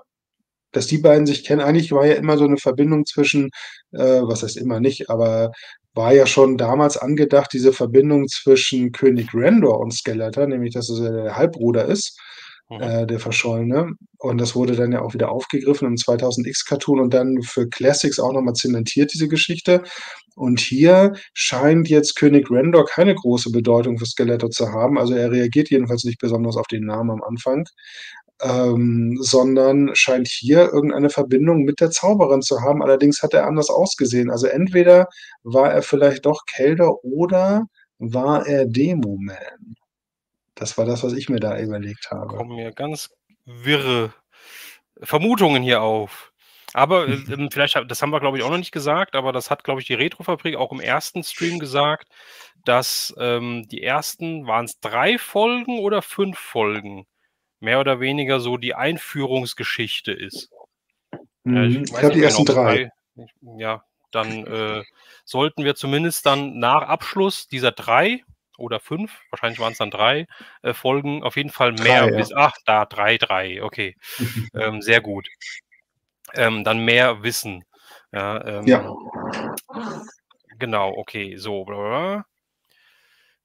Genau, und dann sagt die Sorceress, richtig genau, „Lass mich f“ die Sorceress sagt der Adler oder die Frau: „Lass mich frei, bevor He-Man dich zu fassen bekommt.“ Und dann sagt Skeletor Ja. wieder: „He-Man, wer ist das?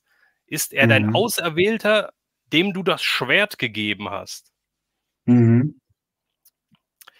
Ja, also er hat wohl recht, aber da waren wir auch nicht dabei. Aber, Mhm. anscheinend, gab's schon mehrere Auserwählte, gegen die Skeletor eventuell schon gekämpft hat. Mhm. So wird sich das für mich quasi anhören. Oder zumindest einen weiteren, einen früheren auf jeden Fall. Ja, wahrscheinlich. Mhm. Ähm, Und genau das hat mich und auch wieder so 'n bisschen daran erinnert an den, Revelation Cartoon, wo das ja auch, am Anfang so ist, dass Skeletor doch die Zauberin gefangen nimmt und dann doch ja, zu ihr sagt: „Ja, call your champion“, oder also ruf deinen Helden. mhm, mhm. Mhm. Das war ja auch im Trailer, Das war also 'n Trailer mit dem Bonnie-Tyler-Lied. ja, großartig. Ja, da haben sie was richtig gemacht. Ja, Ja. das hat mich daran so 'n bisschen erinnert, aber diese Gefangennahme der Zauberin passiert eben eins zu eins so in der Zeitfalle. Also, da Mhm. passt das schon mit dem Ursprung, aber, da haben wir natürlich nicht diese Konversation bezüglich, He-Man und hat mir gut gefallen, wie, Skeletor hier jetzt das erste Mal von He-Man erfährt und auch ja Lynn noch mal Mhm. kurz ihre Erfahrung schildert, dass es ein unglaublicher Muskelprotz sei, Genau, den sie da schon richtig, kennengelernt hatte. richtig. Ja, Mhm. genau. Und dann, geht's weiter. Skeletor sagt dann, er nimmt die Zauberin mit nach Snake Mountain, denn in Castle Grayskull wäre ihre Macht ihm ebenbürtig. Deswegen packt er sie mit nach Snake Mountain. Lynn lässt er da und Lynn öffnet die Zugbrücke von Das Grayskull hat mit mich ihrer gewundert, ja, dass sie das ja, macht. aber sie bekommt's hin. Ja. Nach seinen Und dann Anweisungen, hat aber sie mich bekommt's hin. genau, und dann hat mich gewundert also, ich habe auch das Gefühl, dass hier Castle Grayskull 'ne andere Bedeutung hat als bisher. Die Burg scheint nicht so entscheidend zu sein für den Sieg. Hast du das auch so interpretiert? Das habe ich so interpretiert, ja, war mir dann aber nicht mehr ganz sicher, wie es zum Ende des Hörspiels kam. weil im Ende Mhm. das Ende finde ich halt richtig, richtig genial. Genau, da Und da kommen wird wir ja ja nachher dann noch sehr zu. viel dann Ja. auch noch mal darüber gesprochen oder wie auch immer, ja. Da kann man sehr viel Mhm. reininterpretieren, ob Grayskull jetzt wichtig ist oder Ja, nicht. Ähm, genau. Aber hier kamen für mich schon so erste Zweifel auf, dass Skeletor jetzt nicht die Burg stürmt, und Evelyn relativ leicht diese Burg öffnen kann. Im zugrunde liegenden Comic ist es halt so, dass explizit gesagt wird, dass Lynn die Kräfte der Zauberin in sich aufnimmt und auch das Wissen über Grayskull und damit in der Lage ist, die Burg zu betreten.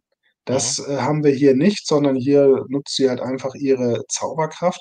Und was mir auch sehr gut gefallen hat, zum Thema Spannungserzeugung, es mhm, wird ja dann wieder weggeblendet und wir wissen nicht so ganz genau, was jetzt passiert. Und dadurch baut sich wieder 'ne Spannung auf dann in der Szene, wenn die Helden Grayskull erreichen, weil wir wissen nicht genau, was ist jetzt Sache. Im mhm, Comic ist es so, dass wir noch in dieser Szene sehen, wie sich Lynn tatsächlich in die Zauberin verwandelt. Also, es ist eine Szene und dadurch ist natürlich dann diese Spannung nicht so groß, sondern der Leser oder der Leser weiß dann schon: Okay, diese Person, die den Helden da begegnet, ist gar nicht die Zauberin, sondern ist eben die, getarnte Evelyn. Das finde ich mhm, hier im Hörspiel sehr viel schöner gelöst, dass mhm. der Hörer, wenn er jetzt das Comic nicht mehr so im Sinn hat, davon erst mal nichts weiß, ne? Wir wissen Ja, nur, ja, sie ist ja. entführt worden und dann kann man sich als Hörer wundern, ähm, was dann da halt in Grayskull los ist und warum sie plötzlich wieder da ist. Ja, das stimmt. Ich würde jetzt gerne hier eine Frage anbringen, das kann ich aber nicht, weil wir das Hörspiel noch nicht zu Ende besprochen haben.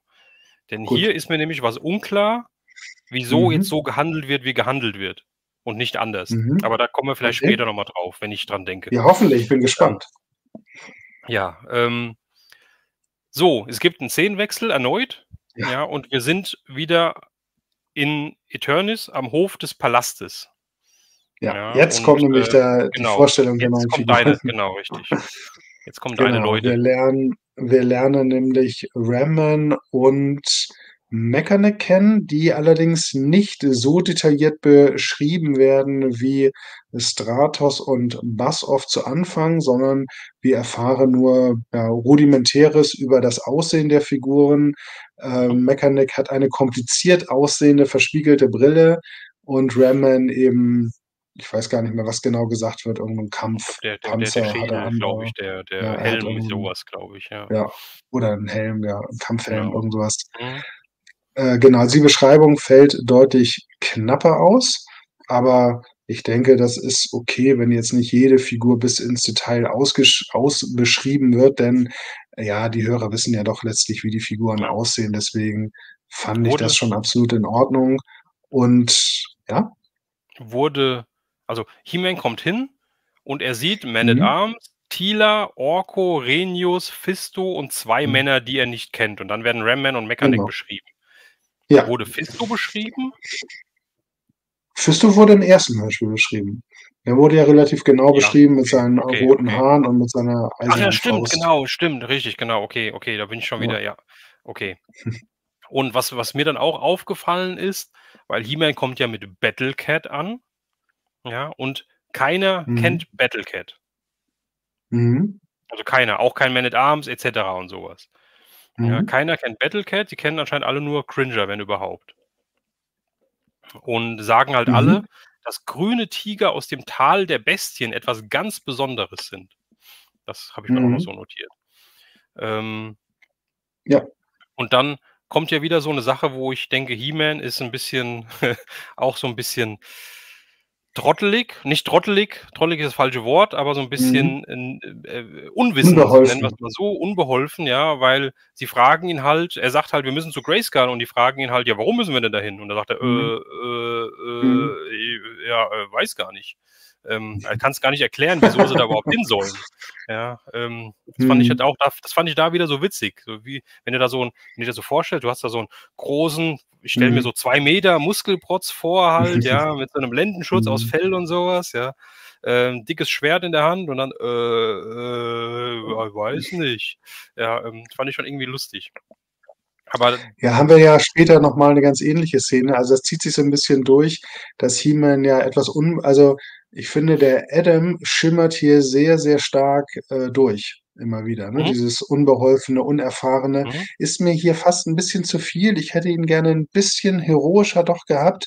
Ich habe mir überlegt, ob mir der Sprecher von Rhenius als He-Man besser gefallen hätte, weil der mhm, Rhenius, ich finde, der hat so 'ne Überlegenheit, der hat so 'ne Kühlheit und irgendwie so 'ne Entschlossenheit strahlt er aus, auch wenn er wenig Sätze nur hat. mhm. Das ist mir schon im ersten Hörspiel aufgefallen, dass ich ihn in der Sprechweise 'n bisschen mehr erinnert er mich an den alten He-Man, wie wir ihn eben von Europa kennen, der immer Herr der Lage war. Ja, wobei der war ja Ist ja auch immer für ihn alles neu. Ja, ja, der war stimmt ja schon. immer schon so der Macho schlechthin. Der hat alles allein gemacht, „Ihr braucht mir nicht zu helfen, ich kriege das alleine hin“ und so weiter. Das war halt auch ja, war halt Ja, 80er. ja, Aber absolut. Retropublik schreibt ja auch, ist ja auch alles neu für ihn. Ist ja auch Ja, das ist mir richtig, schon ja, und ist mir schon er klar, dass das so Absicht ist. Also, es ist 'ne ich finde, es voll ist halt 'ne Gratwanderung, ne? das stimmt. Ich meine, Folge 1, ähm, war er ja schon da. Also, er hat sich dann ja in Folge Mhm, 1 auch schon verwandelt. Es hat ihn zwar noch keiner mhm, gekannt, weil's hieß, es gibt so 'ne Sage von einem, der He-Man heißt und so, aber keiner kannte ihn und so. Das mhm. heißt, er muss ja schon länger da gewesen sein, aber wie lange vor dem ersten Hörspiel, weiß Stimmt. man ja auch nicht. Ja, also Und von was hat er so daher gemacht? Was waren seine Heldentaten? Das wissen wir tatsächlich gar nicht. genau, Vielleicht kommt da richtig. noch was. Was er Was überhaupt mal schreibt 'n gemacht hat. Alexander hier? Rhenius ist Ja, ein blenden wir Veteran. noch mal ein. Mhm. Die Soldaten sollen ja nicht nur Dullis sein, die gerettet werden müssen, und sein Weg ist ja vorgezeichnet. He-Man ist recht neu im Geschäft. Ja, genau, das ist es. Ja, ja. Mhm. Das hört man Genau, auch absolut raus. stimme Also, ich es voll bei. ist auch gelungen, nur wie gesagt, am Ende des Hörspiels dachte ich, He-Man kam mir fast so 'n bisschen er stolpert so durch die Handlung durch, habe ich so das Gefühl. Aber es ist in Ordnung. Es ist Ja, unbeholfen halt so 'n bisschen, ja. Ich ja, meine, ja, er weiß genau. halt nicht genau, was ihn erwartet, was er machen soll, Mhm. was von Ja, ihm erwartet wird vielleicht auch, ja. ja, Also, von daher passt schon. genau. Was ich mir noch notiert habe, Mhm. ist, dass sie sich aufmachen zu Grayskull, also Castle Grayskull. Und ich weiß nicht, ob das vorher schon Mhm. mal erwähnt wurde, aber es wurde dann gesagt, dass Castle Grayskull sich in der Ebene der Ewigkeit befindet. Das Ja, fand ich das ist auch mir auch interessant. aufgefallen. Ich glaube, das wurde nicht gesagt im ersten Hörspiel. Ich glaube auch nicht. Ich weiß es Ne, nicht mehr, da aber ich würde glaube es nicht. ne, meine ich auch nicht. Fand ich Ja. auch spannend, habe ich so gar nicht gedacht. Ich auch nicht, aber ja, habe ich Weil auch keine Gedanken drüber gemacht, bis ich's gehört habe. Im ersten Hörspiel wird ja vermutet, dass Evelyn und Hordak aus der Ebene der Ewigkeit kämen Mhm, und dann hätten sie ja vielleicht da auch schon dann würde ja passen, ne, weil Hordak wusste ja schon, dass Grayskull wieder aufgetaucht ist. Insofern passt das ja vielleicht. Die Frage ist, was macht diese Ebene der Ewigkeit so besonders, dass den Jungen in der ersten Folge, das als unmöglich, erscheint, dass man da herkommen könnte? Also, da scheint's ja wohl irgendwie, keine Ahnung, schwierige geografische Bedingungen oder so, keine Ahnung. Vielleicht erfahren wir's noch. kann ich ja sagen. Und die Ebene der Ewigkeit muss ja auch nicht kann ja auch irgendwas auch in den Hörspielen jetzt anders sein, wie wir's vielleicht kennen oder so Mhm. was halt, ja. Ja, ja, ja. Genau, und das Dorf Nicht Retropublik schreibt ja direkt, auch, das Dorf ist am Rande sondern was der am Ebene, Rande der ja. Ebene, ja. Ja, ja, das Ja, Dorf ist das aber genau, das hatte ich auch so verstanden. mhm, Aber dass Castle Grayskull jetzt in der Ebene oder auf der Ebene der Ewigkeit steht, war mir auch neu. Ja, wir werden sehen, was die Ebene der Ewigkeit so, zu bieten hat. Wird bestimmt noch erwähnt genau, später. ja. Ascalon ist da, zu spät? Nein, wir sind noch nicht durch. Wir sind wir Noch sind, lange nicht. wir sind grade bei ja, keine Ahnung. Ich weiß nicht mal, ob wir bei der Hälfte sind. Irgendwie, Ne, Drittel, ähm, Drittel, würde ich sagen. ja, Gutes vielleicht, Drittel. ja, nach 1 Stunde 70, 1 Stunde 20, was rede ich denn hier? Ich habe grad nur die Zuschauer gesehen, 1 Stunde 13, so, jetzt habe ich's. Ich Ja. sollte nicht so viele Sachen auf einmal hier im Blick haben. Ja, genau, auf jeden Fall, was jetzt noch interessant ist oder was jetzt noch ist, weil, für diejenigen, die, Folge 1 ja auch gehört haben, was ich ja hoffe, hier ist noch mal das Mediabook, habe ich hier ganz groß vorne drauf, Hordak präsent und der spielt Mhm. ja in diesem Hörspiel hier gar keine Rolle. Ja, nur jetzt Richtig. wird einmal Mhm. kurz erwähnt, dass Hordak und die wilde Horde ja auch noch irgendwo da in der Ebene oder irgendwo da in der Gegend rumlungern könnten. Ja, das Ja, hat mir also auch da gut sollte man gefallen, auch dass drauf das noch mal zur aufpassen. Sprache kommt. Ja, Ja. genau. Genau. Kommt später ja auch noch mal ganz kurz 'n Bezug zu Hordak. Also, das finde ich auch sehr, sehr gut. Er ist nicht vergessen, aber, Mhm, er taucht ja wahrscheinlich auch im nächsten Hörspiel wieder auf. Also, er taucht ja auf, das ist ja mhm. schon bekannt, wenn man sich den Text fürs 3. Hörspiel durchgelesen hat. Also, insofern finde ich das schön, dass man ihn Greift hier vor. wenigstens zweimal erwähnt. Ja. Ja, das stimmt.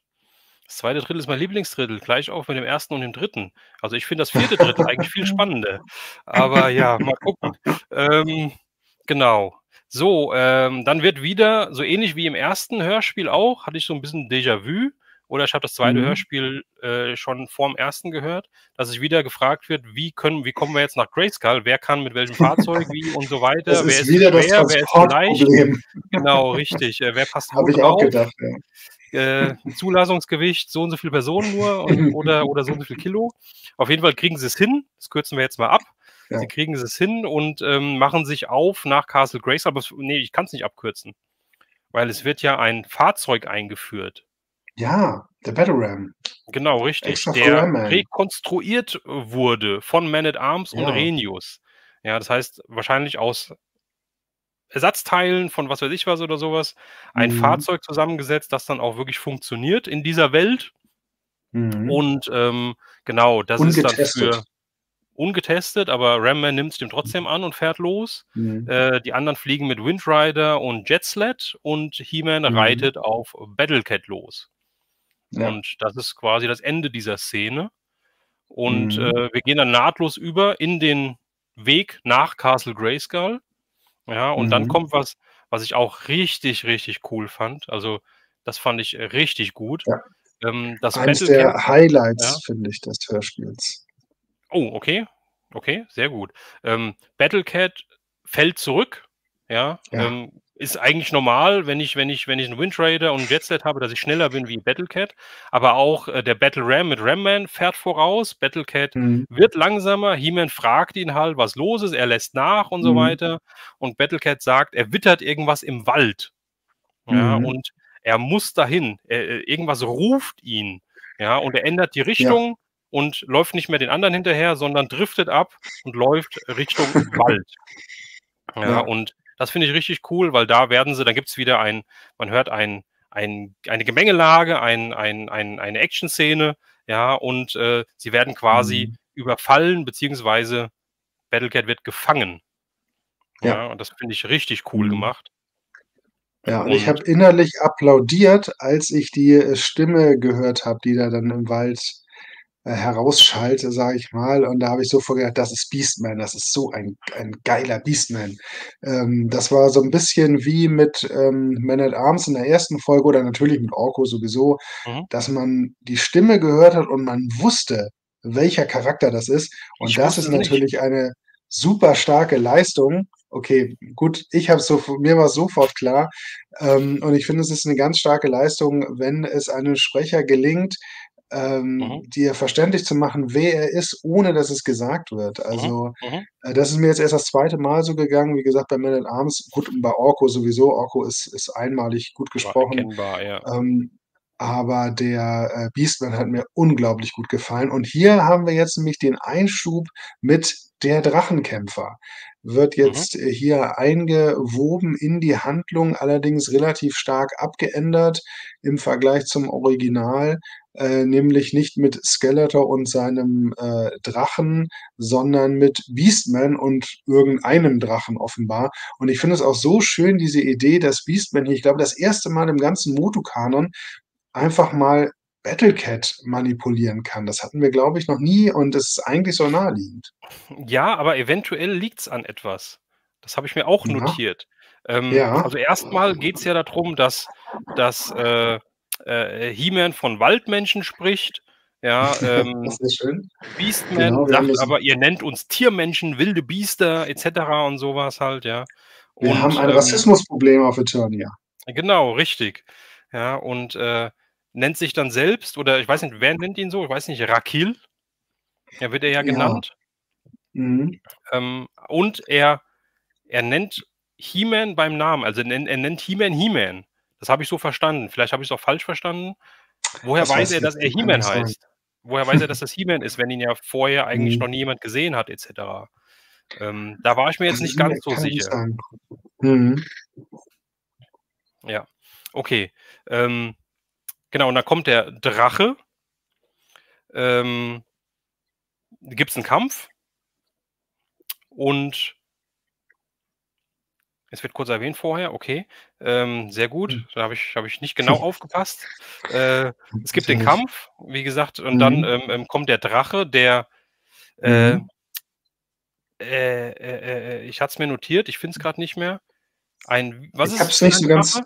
Es ist ein La ich nicht weiß nicht. Lava, ein esch ah, vielleicht kann mir die Ich habe es mir nicht Rätselmusik oder so aufgeschrieben. kurz helfen. Ein nicht Feuerdrache, also er spuckt quasi Rauch, irgendwie so was. Rauchdrache? Schwefel? Ich weiß es nicht mehr. Ein Schwefeldrache? Ich weiß es Schwefeldrache? gar nicht mehr. Walddrache? Walddrachen? Walddrache ist ja einfach. Okay, dann habe ich okay, gut. 'N Walddrache. Auf Ja, jeden Fall, Walddrache tatsächlich. ist He-Man benommen, lässt sein Schwert fallen. Rakil nimmt auch das Schwert und kämpft gegen He-Man. Mhm. Giftigen Nebel, okay, giftige Nebel war es. Sehr gut, vielen lieben Dank.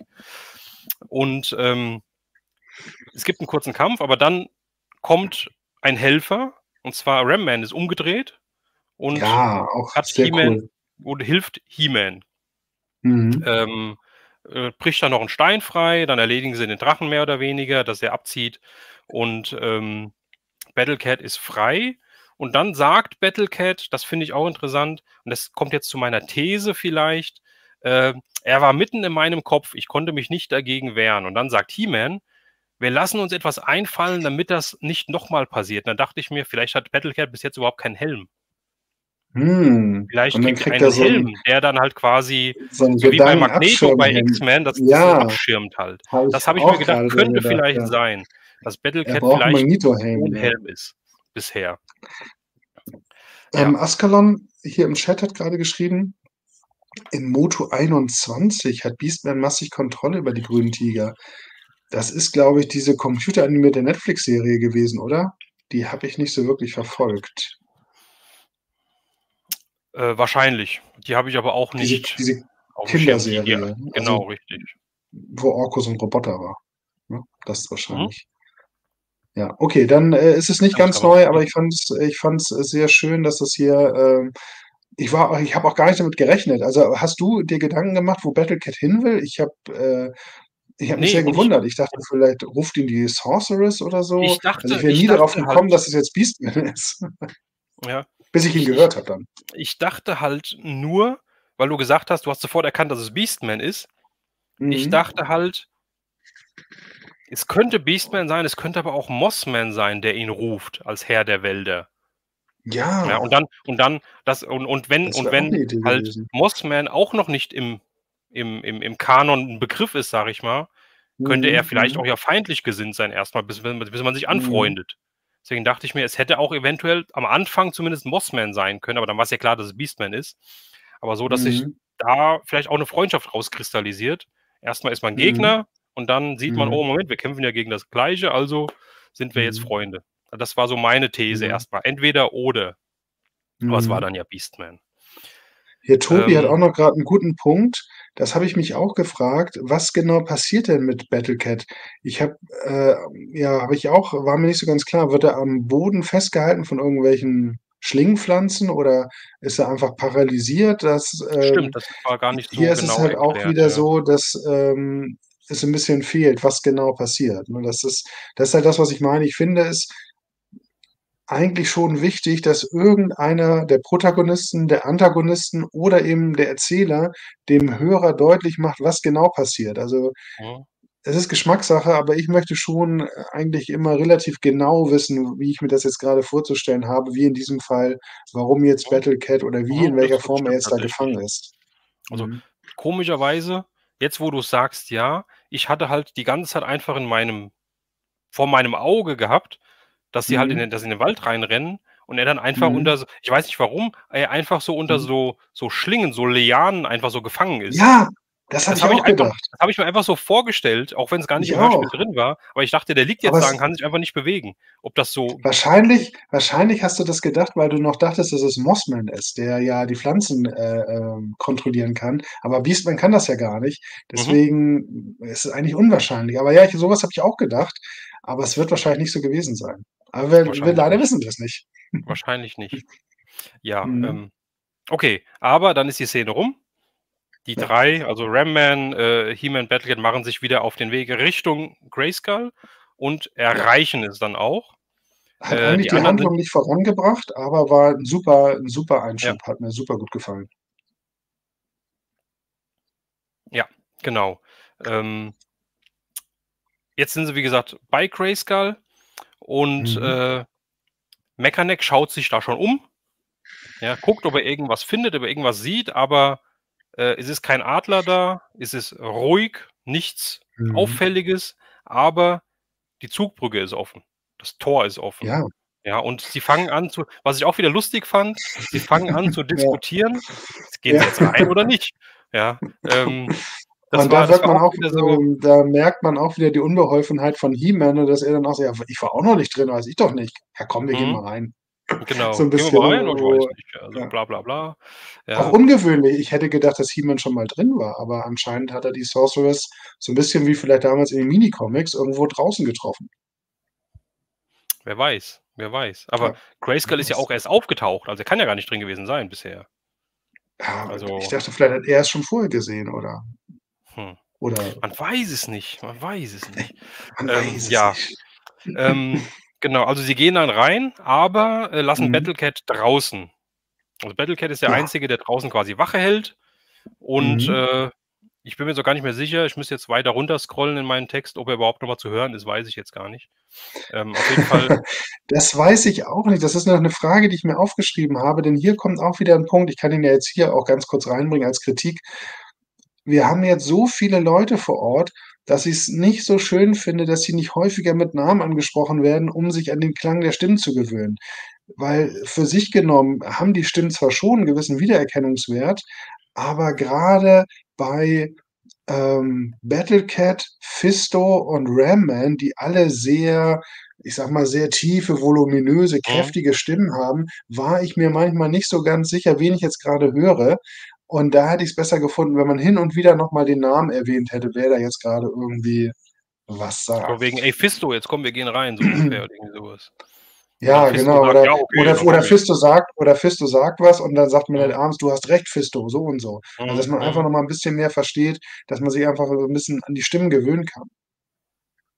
Okay. Ja. Meckerneck, sticht natürlich heraus, hat mir auch sehr gut gefallen, toller Sprecher, 'ne sehr klare Stimme, passt, finde ich, auch sehr, sehr gut zum Charakter. Und was ich sehr schön finde, dass auch alle so 'n bisschen ihre Spezialfähigkeit mal zeigen dürfen, was ich an den Comics das war bei mir ja 'n sehr, sehr großer Kritikpunkt an den Harper Comics, dass viel zu wenig deren Special Features eingesetzt werden. Aber Mhm. hier darf Ram-Man direkt mal 'n bisschen, rammen, ne? Er rammt ja da offenbar Beastman oder den Drachen weg und, der gute Meckerneck darf gleich mal mit seiner Brille mit seinem Hals mal irgendwie die Gegend erkunden und mal gucken, ob die Dachrinnen alle sauber sind. Das finde ich schon Genau, die fand ich sehr, sehr Dachrinnen, schön, richtig, genau. dass hier direkt auf die Spezialfähigkeit eingegangen wird, Mhm, fand ich klasse. das stimmt. Und Meckerneck nutzt sein ich habe jetzt aufgeschrieben, war das richtig? Sein Mikroskop habe ich aufgeschrieben. Äh, Ja, auf jeden Fall weil, irgend so 'n speziellen Blick. Man at Arms sagt nämlich, ähm, das Gestein von Castle Grayskull Mhm. ist keines, was er kennt. Und Ja, dann habe ich aufgeschrieben, Meckerneck nutzt sein Mikroskop, ich weiß nicht, ob das richtig war, und sieht, dass diese Steine anders sind als alle anderen Steine auf Eternia. ja. Er sagt ja, dass er Lithoskop, so okay, ganz dann war's doch habe ich falsch ich wollte mir grad sagen grad wie ich's gelesen habe, dachte ich mir: „Der nutzt doch kein Mikroskop.“ Ähm, Ne, aber ja. er kann ja mit seiner Brille offenbar tief in diese Strukturen der Steine Mhm, reinschauen mhm, und erkennt da auch, dass das ein völlig unbekanntes Material ist. Und was ich auch sehr schön finde, wie Man at Arms davon spricht, dass man die Magie des Ortes spürt, wenn man ihn betritt. Das hat mir auch sehr gut gefallen. mhm. Kleiner Funfact an der Stelle: Im Comic sagt Man at Arms genau das Gegenteil. Da gehen sie rein und Man at Arms sagt, man spürt überhaupt nichts. Okay, Also sie gehen in die okay. Burg rein und er sagt so, ja, man merkt gar nicht, wie mächtig dieser Ort ist. Also Fand ich ich habe mir tatsächlich sehr ich habe witzig, dass mir sie es tatsächlich umgedreht haben. aufgeschrieben, dass Teela sagt: „Spürt ihr das? Es liegt was in der Luft." Und He-Man sagt: „Das ist die Macht von Grayskull." Ach, ich dachte, es Also war Man vi at vi Arms. Guck aber mal, vielleicht war es auch vielleicht habe ich es aber falsch in Erinnerung. Auf jeden Fall in den Comics, ist es Man at Arms, der sagt, man spürt gar nichts.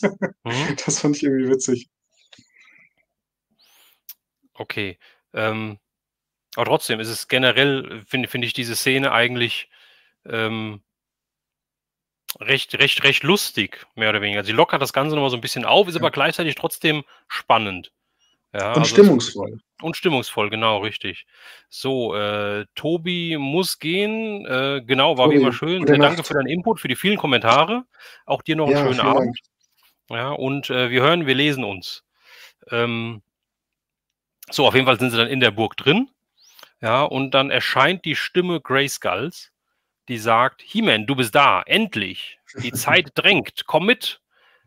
Aber ich muss mit He-Man alleine sprechen. Bleibt alle da, wo ihr seid. Ihr werdet es verstehen, wenn die Zeit gekommen ist." Mhm. Ja, und, dann habe ich mir noch aufgeschrieben, He-Man folgt dem Ruf. Also, alle anderen lässt er stehen Ja. und sagt einfach: „Ja, ich gehe Mhm. jetzt dahin, der Stimme nach." Mhm. Ähm, weil er weiß es halt nicht besser. Er hat halt, wie Ja, gesagt, er hat noch keine Erfahrungspunkte gesammelt bisher. richtig. Ähm, Genau. aber trotzdem Ja. haben wir Teela, die so 'n bisschen Mhm. skeptisch ist und, Ja. Teela He-Man leise und vorsichtig folgen möchte. Finde ich Und, auch sehr gut, dass Sie hier auch 'ne Möglichkeit gefunden haben, Teela so 'n bisschen, zu involvieren und mhm, sie da eben hinterher schleicht. Hat mir auch gut gefallen. genau. Und sie nimmt 'n Funkgerät mit. Ja, und Ja, damit 'n damit altes funkt Funkgerät. genau, und damit funkt sie Man at Arms an und nennt ihn auch da zum ersten Mal, glaube ich, Vater. Das habe ich mir auch so aufgeschrieben. Ah, Ja, sie nennt okay. ihn halt Vater. Ja, das war mir jetzt nicht so aufgefallen. Mhm. Ähm, dann erkennt sie, dass irgendjemand vor ihnen hier war, weil der Boden staubig ist und He-Mans Fußabdrücke sind Mhm. zu sehen und die einer Frau. Mhm. Ähm, und, bla bla bla und dann geht's da drum so und so und dann sagt sie Mhm. und die Fußabdrücke der Frau, man sieht, dass sie hier stehen geblieben ist und sich die Statuen angeschaut hat. Und Mhm. dann wird so 'n bisschen über diese Statuen gesprochen, die werden dann wieder beschrieben, Männer und Frauen mit Kronen, alte Könige und Königinnen Eternias. Mhm. Und dann kommt wieder das, was ich am Anfang gesagt habe. Dann sagt Man at Arms: „Oh, was ein Schatz. Ich kenne einen Bibliothekar, der ganz versessen drauf wäre, einen Blick da drauf zu werfen." Da kommt wieder der zum 3. Mal in Der den 2 Folgen der Bibliothekar, der Spruch. ominöse Genau, richtig, wer das wohl Bibliothekar. sein wird. Ja. Ähm, Sag mal, hast du das auch so verstanden, dass die Münder der Figuren offen stehen? ja, Das war ja, mir das nicht habe so ich mir ganz auch klar, was das ich weiß es auch aussagen nicht. soll. Ich stelle es Ähm, mir 'n bisschen seltsam vor, wenn die so alle mit offenem Mund da stehen. ja, je nachdem, wie Ah, offen der Mund halt ist. Also, ja. Aber kann ja sein. Auf jeden Fall, die habe mich Münder sind gewundert. offen und jede Ja, Statue hat was in den Händen. ja. Etwas anderes in den Händen, und zwar 'ne Sichel, 'ne Ähre, 'n Schwert, 'n Hirtenstab, 'ne Waage, 'n Buch, 'n Wachturm und 'n Teleskop. Ich habe alles aufgeschrieben. Mhm. Ähm, äh, und Respekt. die eine hat in einer Hand noch eine Kugel und dann sagt, glaube ich, Man at Arms wieder Königin Zeduri. Und dann, erklärt er auch dann Königin Zeduri und sagt halt, dass unter ihrer Herrschaft das Das Weltall Universum vermessen wurde, vermessen oder? wurde, Das ja? Weltall vermessen. Ui, ui, Genau, ui. richtig. Sie selbst soll Annikron entdeckt haben, den Ursprung allen Lebens und ersten Planeten unserer Sonne. Also, der wird ganz weit ausgeholt, da werden Ja, ganz viele Sachen aus der Schublade geholt, ja. und erklärt, die vor ja, da halt Ursprung allen Lebens, also vor ganz langer Zeit passiert sind. Ich bin Konntest du gespannt, ob damit das was anfangen? gar nicht. Gar nicht. Ich Also auch nicht. auch, dass die Statuen halt, wie gesagt, die Sachen in den Händen halten. Das wurde halt so Mhm. explizit erwähnt. Ja. Ähm, ich weiß nicht, ob das irgend 'ne Bewandtnis hat. Also, ich würde es jetzt Also, so wie annehmen. Ascalon, hier schreibt: „Vielleicht wird das irgendwann noch mal wichtiger, das mit den Mündern.“ Also, ich denke auch, man wird sicherlich noch mal auf die Statuen zurückkommen, weil die so genau beschrieben wurden und wie du schon sagst, auch wer das genau sein könnte und was da so passiert ist. Die sind Aber bestimmt alle zu Stein erstarrt im Schreien. mir hat das auch jetzt nicht so richtig was gesagt, ob das vielleicht diese ich habe überlegt, sind das vielleicht diese Ältesten, deren Magie aus das war ich weiß nicht, in welcher Geschichte das war, ob das bei 2000 X war. Da war das doch irgendwie so, dass die Ältesten ihre Energien in die Burg oder in diese Kugel gegeben haben und die Kugel dann in der Burg versenkt wurde oder so. Gab's da nicht irgend so 'ne Story? Es gibt ja auch mittlerweile so viele Geschichten, da war ich mir auch nicht so ganz sicher, wo das jetzt herkommt oder ob das was neu Ausgedachtes war. Das ist 'ne gute Frage. Aber vielleicht kommen wir da wirklich noch drauf, weil ich Also, hätte jetzt auch noch 'ne jedenfalls in andere. den Comics, in dem zugrunde liegenden Comic, die Zeitfalle, da gibt es diese Statuen nicht. Also, da tauchen Mhm, die nicht auf. Daher kann's also schon okay. mal nicht kommen. Siehst du, Alex schreibt, das waren die Weisen bei 2000 X. Ach, guck mal an, siehst du. Ähm, genau, aber könnte es auch sein, dass es eventuell, ich will der Story nicht vorgreifen, aber Statuen, Abbilder der Zeitlosen sind? Weil es ist ja die Burg der Zeitlosen. Ja, genau, wir kommen ja gleich zu den Zeitlosen. Das fand ich auch sehr, sehr Genau, spannend. Meine genau. zweite Lieblingsszene in dem Hörspiel. Aber wir Sehr sind noch gut. nicht ganz da. Genau, auf jeden Fall, da sind wir jetzt durch. Dann habe ich aufgeschrieben und dann wird das Gespräch unterbrochen, beziehungsweise die Verbindung bricht ab, denn Mhm. ein Erdstoß von unten kommend erschüttert alles Ja, und wie gesagt, die Funkverbindung reißt ab. genau. Und dann geht der kleine Schwenk nach unten zu He-Man. Ja. Ja, und dann sind wir bei Und He-Man. He-Man ist da am Steine schieben, Genau, und die offenbar. Sorceress ist bei ihm. Die Sorceress ist bei ihm. Ja.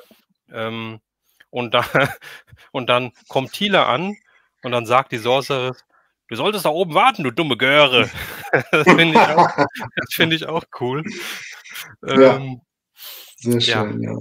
und, ja, tatsächlich verschiebt He-Man Runensteine, da diese Mhm. angeblich nicht dastehen, wo sie stehen sollten, damit Grayskull seine ganze Macht voll entfalten kann.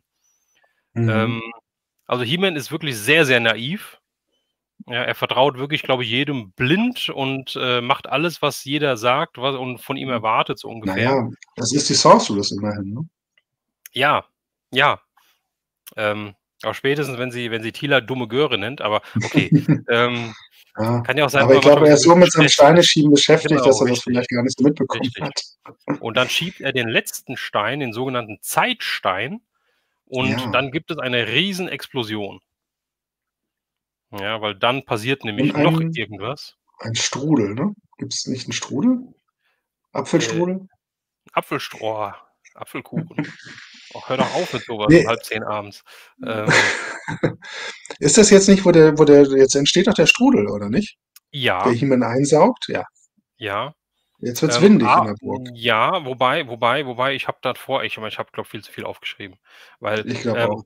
es kommt nämlich noch Man at Arms jetzt zu Hilfe, ja, Ja. und, Und Mechaneck, Lyn der die, Lyn enttarnt Energie sich jetzt, also Lyn ist jetzt wieder Lyn und nicht mehr die Sorceress, ja, und aber dann, erst nachdem Mechaneck sie durchschaut hat. Und das hat mir auch wieder sehr gut gefallen, dass Mechaneck mhm, hier noch mal seine Seherfähigkeiten zeigen, durfte, indem er mit seinem Spezialblick die Maskerade durchschaut und dann auch Lynn diese fallen lässt, mhm, mit dem Vermerk, dass es für He-Man ja ausgereicht hätte.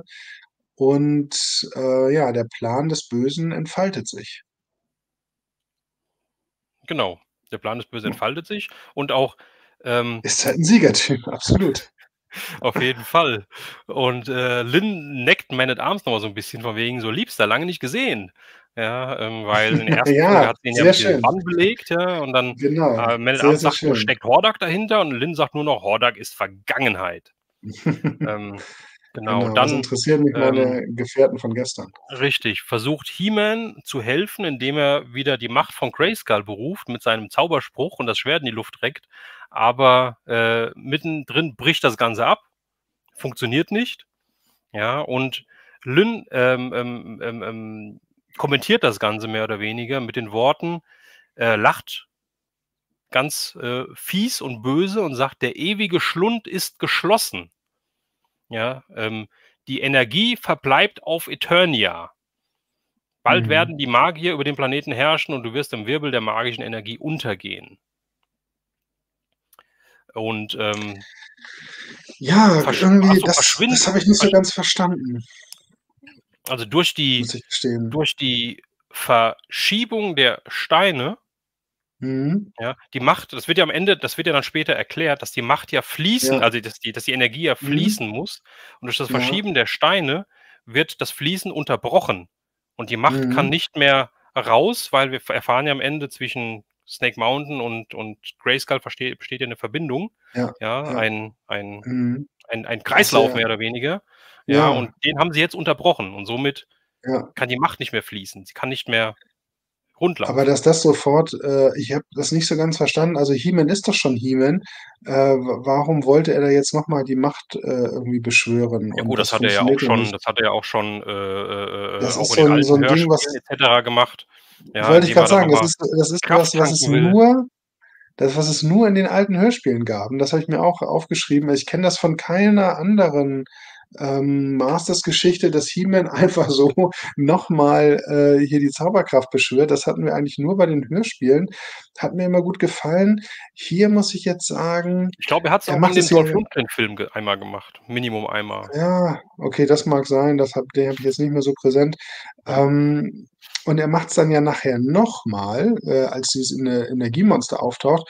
Und ich muss sagen, diese beiden Male, wo er noch mal die Kraft anruft, da hat's mir irgendwie nicht so gut gefallen mit diesem: „Ich habe die Zauberkraft.“ Und wie er's ausspricht, oder? Irgendwie ja, da hat's mir nicht so gefallen bei diesen beiden Malen, weil irgendwie hatte ich das Gefühl, dass der Sprecher es so aussprechen möchte wie der Cartoon He-Man, der das ja auch so lang zieht. Er sagt ja aber nur: „Ich habe die Kraft.“ Da kommt ja nix mit Mhm, Zauber. mhm. Und ich finde, Zauberkraft, das Wort ist 'n bisschen zu lang, um es so lang zu ziehen auch noch. Da dachte ich: „Na, irgendwie gefällt mir das nicht so ganz“ und musste an die alten Hörspiele zurückdenken, wo He-Man das ganz anders gemacht hat, ne? Der Sprecher damals, der Norbert Langer, der hat ja, Mhm, dieses „Ich habe die Zauberkraft“, ne? Der hat das ja gar nicht so lang gezogen und auch nicht so geschrien, ne? Der hat das ja mehr so in mhm, sich mhm, reingesprochen, sage ich mal. mhm, Jedenfalls bei diesen, wenn er sie noch mal angerufen hat, die Macht, wie du mhm. schon sagst, um sich noch mal aufzupumpen. Und das fand ich jetzt hier also für die Verwandlung finde ich's okay, aber wenn man noch mal so Macht tanken will, da fand ich es zu lang gezogen. Aber gut, dann war ja auch schon Schluss, weil He-Man dann irgendwie in diesem Strudel verschwunden ist. Ich wollte grad sagen, hätte er's 'n bisschen schneller Ja. ausgesprochen, hätt's vielleicht noch geklappt. Ja, ja, Aber dann hätte es für ihn wenn vielleicht den noch retten Spruch können. aufzusagen schon 10 Minuten dauert, dann hat man vielleicht 'n Problem. Genau, Nein, ich Quatsch. sage ja, er hat's zu lang gezogen. Ach nein. Ich fand's okay. Ich fand's okay. Also, Und in den Comics. ja, Okay. In den Comics hat ähm er das auch mal gemacht? Weiß ich gar nicht, kann ich mich nicht gut, das weiß erinnern. ich nicht. Dafür Na ja. habe ich die Comics Ja. alle nur gelesen, aber so intensiv, Ich glaube, bei geguckt, den wann er Comics wo was macht. fällt es einem auch nicht so auf, weil da eben Da nicht liest es ja gerufen mit wird, ne? deiner Man muss ja Stimme. selber ja, ja, Ja, genau, und da schreit genau. man wohl nicht so rum. Hier ist übrigens wieder 'n Punkt, wo mir der Erzähler schmerzlich gefehlt hat, weil man nicht genau versteht, was jetzt Evelyn eigentlich macht. Oder hast du das verstanden, was sie da grade macht? Man hört irgendwelche Energiestrahlen und so. Man kann sich vorstellen, sie schießt wahrscheinlich irgendwie, um da wegzukommen. Aber was sie genau macht, ist mir leider wieder mal vorenthalten geblieben. Ja, ich glaube, ja, jetzt wo du's sagst, ich wüsste auch nicht genau, was sie macht. Ähm, ich würde mir jetzt hier grade die Frage stellen, während du das sagst, ist ja gut, dass wir drüber sprechen. Ähm, Mhm. Ich habe mir nämlich notiert, Lynn sagt halt, der Schlund ist geschlossen und so weiter. Mhm. Und He ein Sog hat He-Man im Griff. He-Man verschwindet in der Zeitfalle. Das habe ich mir jetzt notiert. Die Frage ist, wo kommt der Sog her? Hat Lynn den jetzt heraufbeschworen? Ist das jetzt Durch das Verschieben des Zahnsteins ist er entstanden, habe ich so verstanden. Also, so ist es okay, auch im Comic. aber Aber was macht Lynn dann? Dann macht Lynn ja gar nix. Dann braucht sie auch nicht Lynn hat ihn nur dazu erklärt ge zu werden, was sie macht.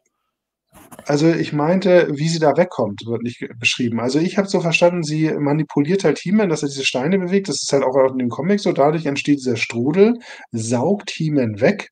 aber dann ist sie ja noch da und die anderen Masters sind ja auch noch da und sie muss dann ja irgendwie wegkommen. Sie rennt dann ja weg und, Genau. da fehlt mir so 'n bisschen die Information, was sie da genau macht. Also, man hört so Energiestrahler und im Comic sieht man eben, dass sie aus ihren Händen heraus so Energie abfeuert auf die, Masters und dadurch, Mhm. sich, ihrer erwehrt. Und das fehlt mir hier wieder so 'n bisschen diese Beschreibung, was genau, passiert, genau wie auch in den nächsten Szenen, als sie dann wohl wieder im Haupt oder in der Eingangshalle sind und dann ja dieses Energiemonster auftaucht, wo mir auch nicht so ganz klar war, wo das jetzt auf einmal herkommt. Aber da Evelyn dann sagt: „Die Burg weiß sich offenbar selbst zu wehren“, habe ich dann daraus geschlussfolgert, dass Castle Grayskull dieses Wesen erzeugt, war dann nur wieder irritiert, weil in der nächsten Szene oder in 'n paar Szenen später sagt dann irgendwer: „Lynn hat uns hier mit diesem Energiewesen alleine gelassen.“ Wo es für mich dann wieder so klang, ob sie das gerufen hat, aber dann habe ich aufs Cover geguckt und dann wusste ich: Nein, es ist natürlich ein Wesen, was Castle Grayskull selbst erschaffen hat, denn es hat ja das Zeichen auf der Brust, Das Kreuz, ja. das Kreuz. So, guck mal, da hast du deine Erklärung. Sie sagt: „Lasst mich mal durch, Jungs.“ Dann sagt sie die gleichen Worte, die sie immer sagt, wenn sie Blitze beschwört. Und dann gibt es Blitze und alle sagen: „Aua.“ Okay, also d man muss jetzt schon sich die Zaubersprüche aufschreiben wahrscheinlich, um zu wissen, was das jetzt grade für 'n Zauber war. Mir hätte es hier gefallen, wenn der Sprecher gesagt hätte, dass sie halt dann, Blitze schießt. Das kann Mhm. er doch mal erwähnen. Ja, wahrscheinlich, wenn du Und wenn du so genauso erfährst du ja auch nicht, wie sie aus der Burg wegkommt. Sie ist dann einfach auf einmal weg. Wahrscheinlich hat sie auch wieder 'n Zauber beschworen und vielleicht habe ich's auch im ganzen Kampfgetümmel, nicht mitbekommen, aber auf einmal ist sie irgendwie weg. Im selben Moment, wo das Energiewesen auftaucht, verschwindet sie ja dann. genau, das habe ich mir ja auch aufgeschrieben. Ja. Also, ich habe mir auch aufgeschrieben, ähm, Lynn bahnt sich ihren Weg, bla bla bla. Ja. Der Wirbelsturm hat Mhm. He-Man mitgerissen. Mhm. Ram-Man und Man-at-Arms und alle anderen stellen Lynn. Und dann habe ich hier aufgeschrieben, jetzt muss ich grad noch mal in mich gehen, dass Skeletor dann zum Vorschein kommt. Ja, und, Skeletor kommt zum Vorschein? In der Burg? ja, Nein. und jeder Echt? fragt sich, wer Skeletor ist. Das habe ich mir jetzt hier vielleicht sind noch die Zeilen verrutscht. Jeder fragt sich, wer Skeletor ist. Dann, Okay. habe ich wieder geschrieben: „Lynn will fliehen und ein Riese aus reiner Magie erscheint.“ Und Das ich habe weiß ich jetzt auch nicht nicht mehr das ist genau, wie mir Skeletor da irgendwie wie entgangen, dass Skeletor Skeletor dabei war. ja, ja, ist jetzt, wo du's sagst, ich weiß auch nicht, ob die zwei Sätze, die ich jetzt da habe, Sinn machen, ob Ja. er da wirklich Aber es da ist, glaube war. ich, auch nicht so ne, der taucht da noch nicht auf. Okay, Siehst du, da hast du dann habe ich durcheinander in gebracht. meinen 8 Seiten Text, die ich mir hier runtergeschrieben habe, bin ich irgendwo mal verrutscht. Weil grad, wie wir drüber Offensichtlich, sprechen, ja. finde ich auch, es macht keinen Sinn, dass er da Ne. ist. Und ich bin natürlich auch wieder 'n bisschen vorweggestürmt, weil ich ja einfach noch mal drüber reden wollte, dass man nicht genau weiß, was Evelyn macht. Aber wir hätten jetzt fast meine zweite Lieblingsszene übersprungen. Die hat ihn erwähnt. Ach, Lynn erwähnt ihn. Okay, Die ja hat ihn gut. erwähnt. Siehst du, war ich 50% richtig. Ja, das lassen wir durchgehen. Weil Okay. jetzt landet He-Man ja irgendwo in absoluter Leere und absoluter Mhm. Stille und das fand ich Mhm. großartig. Das hat mir so gut gefallen. Mhm. Ja, das stimmt. Ähm, Ja, aber wie und wo genau er ist, weiß man nicht so hundertprozentig, oder? Also, ich meine, ne, er ist wir im können ja mal Nirgendwo. anfangen. He-Man wurde in diesen Wirbel gerissen, hat die Orientierung verloren, wurde herumgeschleudert und auf einmal, Mhm. zack, war Funkstille. Ja, Er absolute Ruhe. er ich sage jetzt einfach mal, er wacht auf oder er kommt wieder klar im Kopf, keine Ahnung was. Es ist alles Mhm. komplett ruhig. Er fragt sich, wo er ist Mhm. und er ruft halt nur so: „Hallo“, und dann hörst du richtig dieses Echo, dieses weite Ja, Echo in den Raum rein, ja, dass er ja, wirklich halt voll. irgendwo Mhm. auf 'ner großen, weiten Ebene steht und keiner sonst da ist und was weiß ich was. Und dann kommen Mhm. halt auch diese Stimmen aus dem Off quasi, ja, Ja, das ich endlich hören wir total die toll Zeitlosen. finde, genau. Und dann kommen die Zeitlosen, Großartig. ja, finde ich total toll. Und die erklären ihm, ich möchte das jetzt alles nicht runter, predigen, was sie ihm da alles erklären, aber oder kriegen wir das auch ohnehin? Ja, ich glaube, Ähm, wir müssen noch 'n bisschen gucken. Wir sind schon bald bei 2 Stunden. Ich Ja. glaube, da müssen wir nicht so im Detail. Also sie erzählen irgendwas, was teilweise interessant ist, teilweise auch sehr mysteriös bleibt.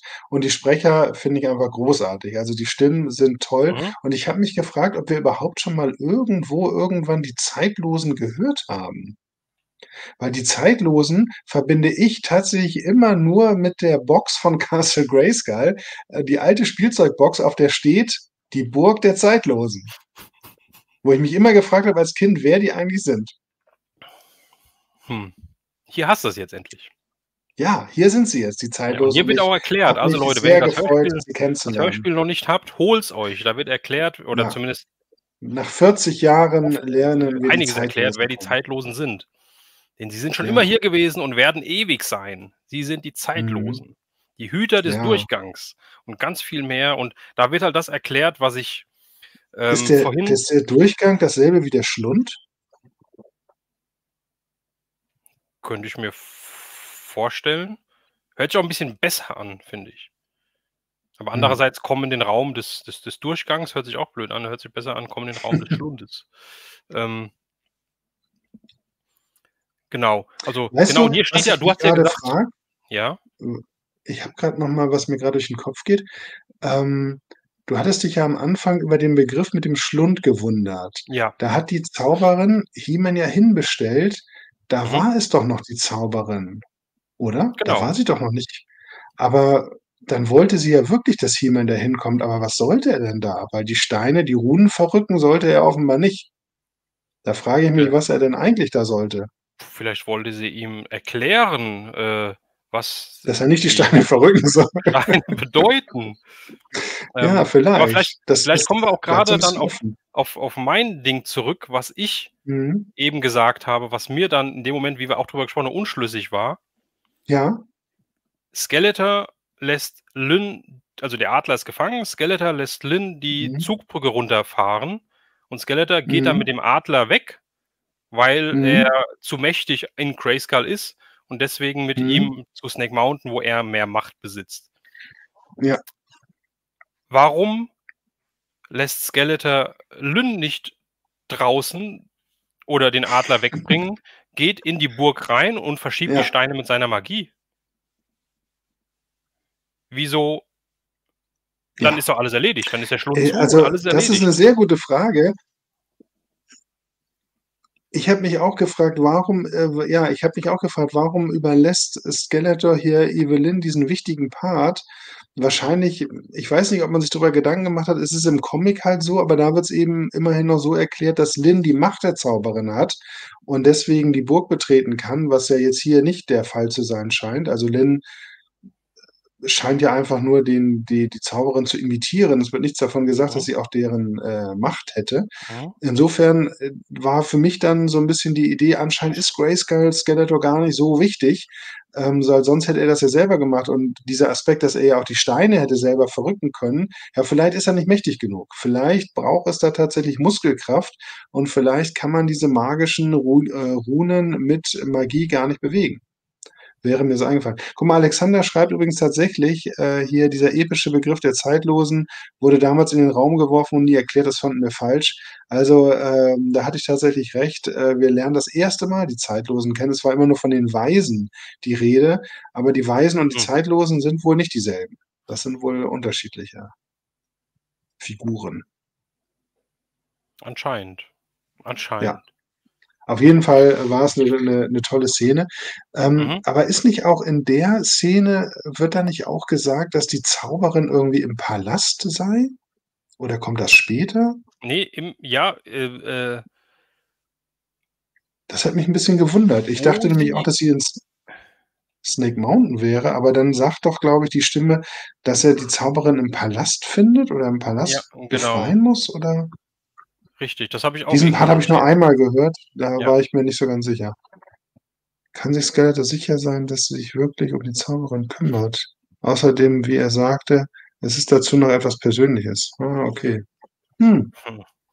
Also, ich bin jetzt schon sehr auf Folge 3 gespannt, muss ich sagen. Ja. Ähm Okay. So, jetzt muss ich mir kurz durchlesen, was ich mir alles hier aufgeschrieben habe. Ja, jetzt kommen wir langsam auch zum Finale. Genau, richtig. Auf jeden Fall, genau. He-Man spricht ja noch ein bisschen mit den Zeitlosen auf jeden Fall, stellt noch ein paar Fragen. Sie erklären ihm ein bisschen was, unter Mhm. anderem, dass das Schwert Grayskulls Mhm. ein ganz besonderes Artefakt ist und dass He-Man das eines Tages auch begreifen wird. Und Mhm. dann Okay. kommt das mit Snake Mountain auch noch mal, ja, dass Snake Mountain der eine Punkt ist, Grayskull der andere Punkt et cetera. Mhm. Und Ja, das fand das ich auch ganz interessant, ne, dass Snake Mountain hier als Quelle der Energie, deklariert wird und nicht Castle Grayskull, sondern dass Grayskull nur, sozusagen die Energie durchfließen lässt und ja, das war so 'n bisschen ich glaube, das muss ich mir noch mal anhören. mhm, Das war, schon, recht komplex, was da erzählt wurde. Weil das ist man richtig, kennt aber es ja das eigentlich fand ich immer so, halt dass sehr Castle gut. Grayskull die Ja. Quelle aller Kraft und aller Energie ist, aber vielleicht wird hier auch noch mal unterschieden zwischen Magie und Energie oder so. Mal gucken, Ich finde es auf jeden was Fall uns da sehr, noch sehr erwartet. spannend. Ich finde es wirklich, wirklich, Ja, auf wirklich jeden gut Fall. gemacht. Jetzt, Mhm. ich würde jetzt fast schon sagen, kein Gute Kinderhörspiel. Nacht, René. Ach, René, schön, dass du dabei warst. Gute Nacht. Hoffe, es hat dir gefallen Und soweit. Und Pop der Culture Stream ist geht wohl nachher auch, weil der Akku gleich leer ist. oh nein, auf jeden Fall, der Stream ist ja nachher natürlich, online und, ganz normal zum Genau. Nachschauen noch mal, wenn ihr was verpasst habt oder es zu Ende schauen wollt. Ähm, genau. So, also die erklären ihm dann wieder, dass die Steine wieder zurückgeschoben werden müssen, sonst bla bla bla, Mhm. reisen sie alles ins Verderben. Und He-Man fragt dann auch wieder: „Hä, warum denn ich? Wieso muss ich das denn machen oder warum bin ich denn der Auserwählte genau?“ und so weiter halt, ja. Und dann kommt, sagen die Zeitlosen noch mal: „Wenn das Antlitz Grayskull sein Geheimnis preisgibt, wirst du alles verstehen und deine Bestimmung erkennen.“ Also, es ist sehr mystisch alles. Es ist alles sehr Mhm. geheimnisvoll und, Mhm. Grayskull sein Geheimnis preisgibt und so Ja. weiter. Also, es ist sehr, spannend, Hat mich auch was wieder da als sehr an die Nächstes alten kommt. Europageschichten erinnert, wo wir solche Anspielungen auch immer hatten.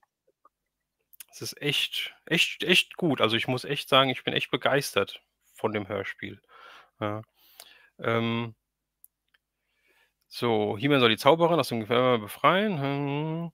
Genau, die sagen dann He-Man genau, das ist das, was Ascalon eben geschrieben hatte, habe ich mir notiert. He-Man soll in den Palast, um nach der Zauberin zu suchen, äh, und so weiter. Mhm. So und zack, irgendwie dann, schicken sie die zeitlosen He-Man wieder zurück. Ja, und, Mhm. der Rest von der Truppe kämpft immer noch gegen das Energiewesen. Dann beschwört He-Man die Zauberkraft mit Mhm. seinem Schwert, nachdem er die Runen wieder zurückgeschoben haben, beziehungsweise nein, Quatsch. He-Man Ne, erst mal doch, muss er das Wesen erst verni also, er erst saugt das aber sozusagen ein, ne, mit seinem Schwert. aber aber das Ding ist doch noch verschlossen.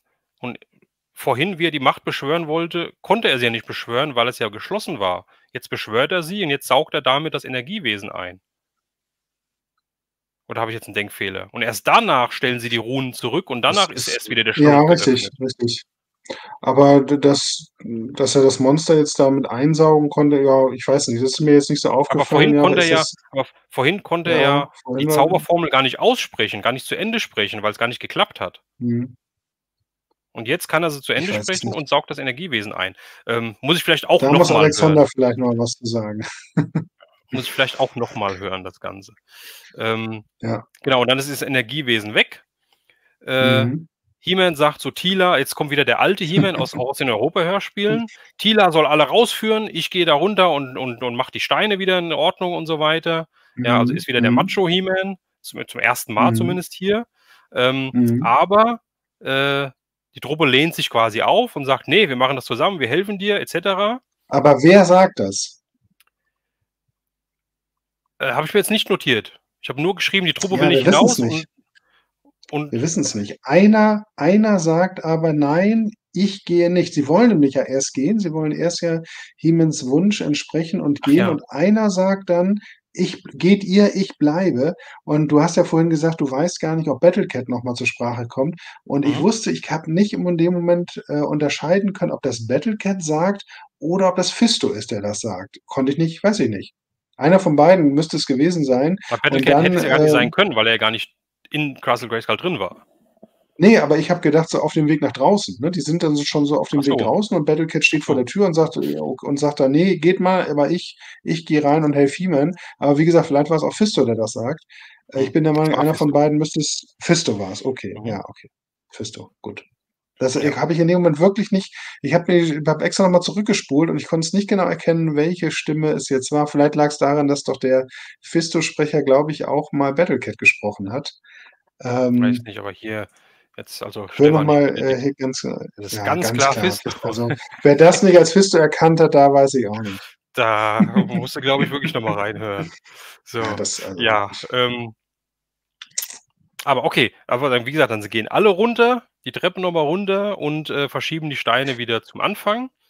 vielleicht habe ich gedacht, dass es Battlecat ist, weil es mehr zu Battlecats Charakter gepasst hätte, weil Fisto ist ja gar nicht so eng mit He-Man.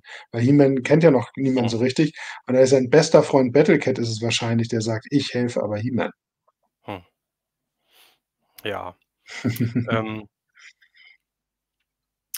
Ja, und jetzt jetzt darf könnte man Ram auch noch mal, zum Einsatz kommen und dann wird alles wieder, zurechtgeschoben, ne? genau, ich wollte grad sagen, jetzt Ja. könnte man wieder sagen, ähm, verstellen konnte He-Man die Steine von alleine und Mhm. zum Zurückstellen braucht er jetzt Hilfe. So habe ich's jetzt, Mhm. so könnte man's halt auslegen, ja. Vielleicht hat er jetzt nicht mehr so viel Kraft oder, Geschwächt. vielleicht, würde es länger dauern, bis er's alleine wieder hingekriegt hat und zusammen geht's schneller oder so was.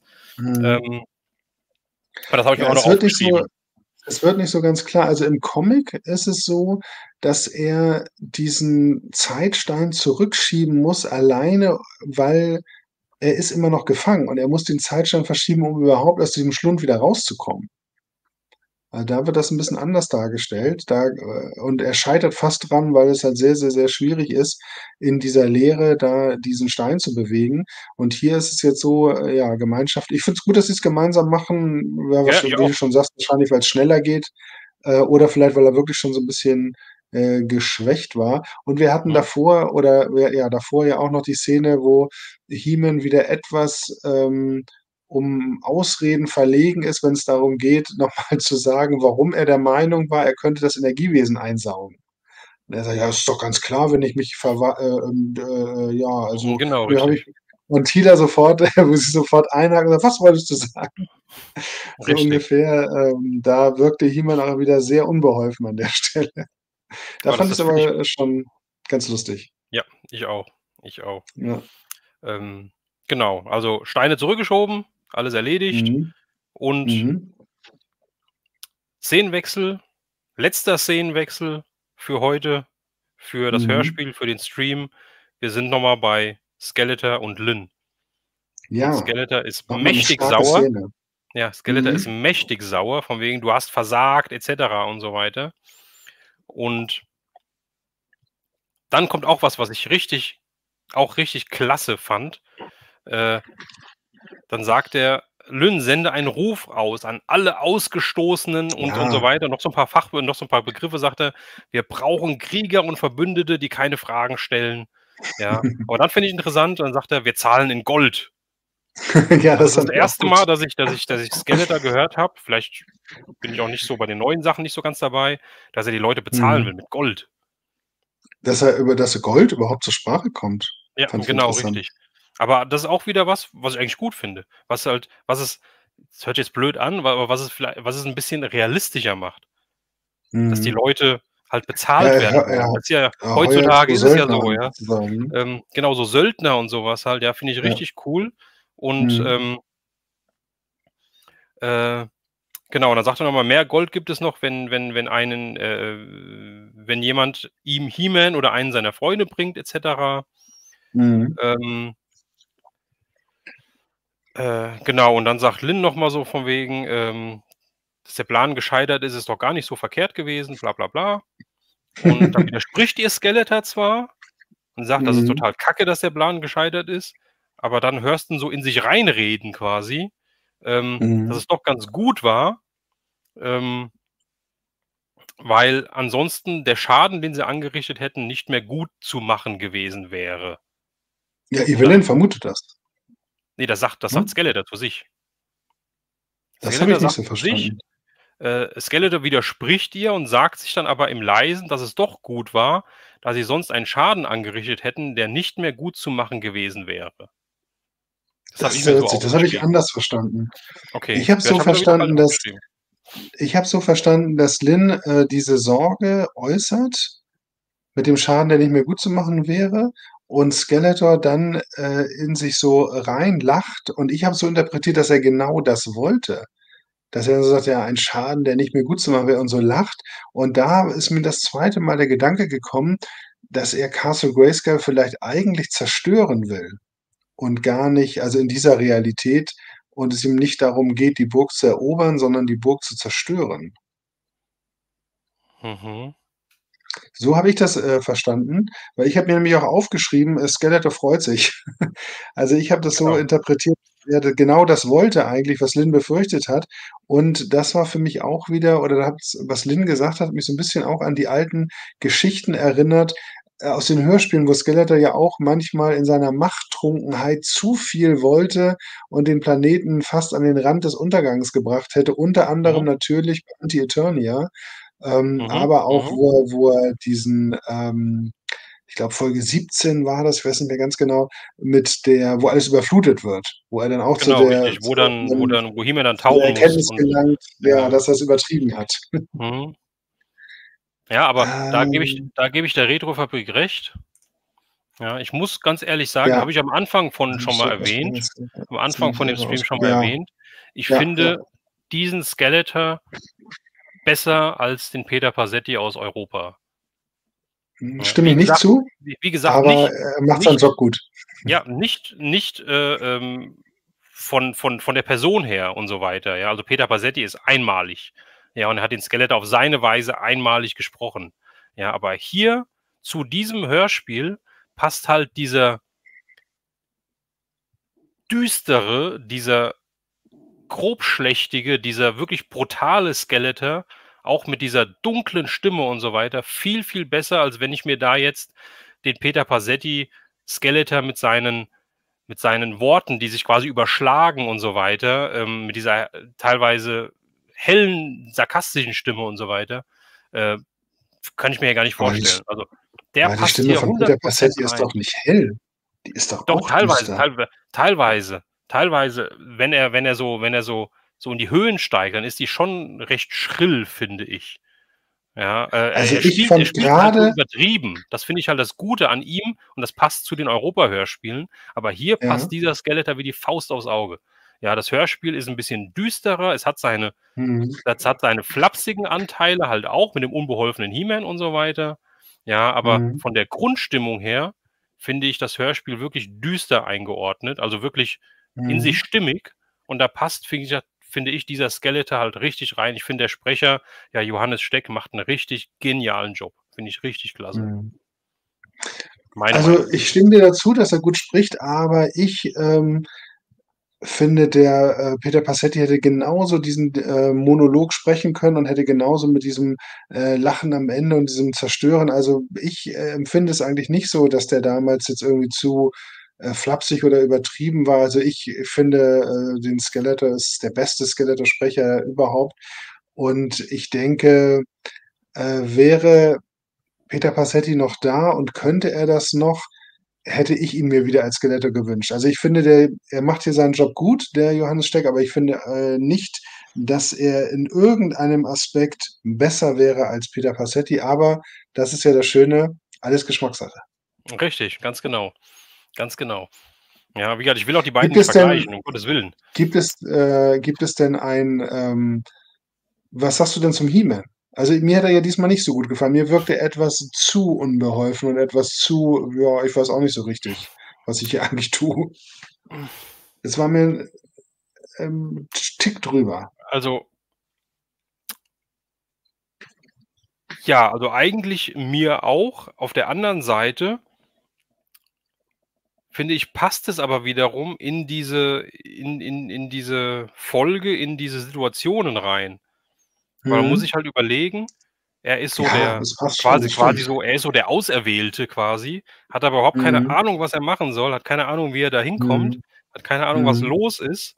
Ja, ich meine, da sind noch viele Fragen offen zum Anfang hin. Mhm. Wieso ist er der Auserwählte geworden? Wie hat er die Zauberin kennengelernt?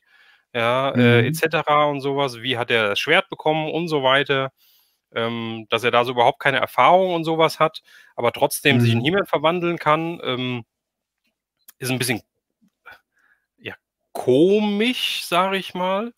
Ähm, so naiv auch wie er ist und so weiter, aber vielleicht wird das ja auch noch aufgeklärt, He-Mans Ursprung quasi.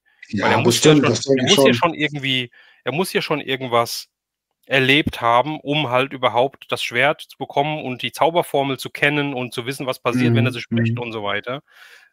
Also ganz naiv kann er da nicht sein, dass er halt dann noch nie in Mhm. Grayskull war und so weiter und nicht weiß, was er da machen soll und dass er sich bei Tila eventuell fast verplappert hat wenn er Ja, die Zauberformel das spricht, dass er war sich verwandelt und so weiter. Das finde ich passend. Das finde ich vollkommen okay. mhm. Das fand ich auch gut, nur also, ich vergleiche es so 'n bisschen mit der Anfangsgeschichte 2000X, da hatten wir 'ne ganz ähnliche, Konstellation, ne? Der sehr junge Adam, der einfach, noch Mhm, nicht bereit war sozusagen, mhm, für die große Aufgabe als zukünftiger König und der verwandelt sich dann eben in He-Man. Und da war ja am Anfang auch noch 'ne gewisse Unsicherheit, auch im Umgang mit Teela, dass er etwas unsicher wirkte, aber es war 'n bisschen zurückgenommener, diese Unsicherheit. mhm, Und hier ist mhm. sie mir 'n bisschen zu präsent. Das, wollte ich nur damit zum Ausdruck Ja, bringen. ist ja okay. Ähm, ja, aber damit muss man sagen, endet eigentlich auch, diesmal Mhm, relativ abrupt das Hörspiel. Es ist dann mhm. Schluss. Ich hätte gedacht, na, kommt ich hatte eigentlich gedacht, es kommt jetzt noch 'ne Palastszene, aber nein, Dachte ich auch. ähm, Dachte ich auch. das Aber es ist ja ein kommt großes nicht. 3 Folgen umfassendes Hörspiel. Das Also, merkt eigentlich man ist es ja hier richtig so. Ja, ja. eine Folge und wir sind halt ja, wir kriegen quasi diesen Abschluss von Skeletor und Lynn, mehr oder Mhm. weniger, aber die Szenen mit He-Man und den Verteidigern Eternias endet einfach mittendrin. Da Ja, geht's halt einfach nicht genau. weiter.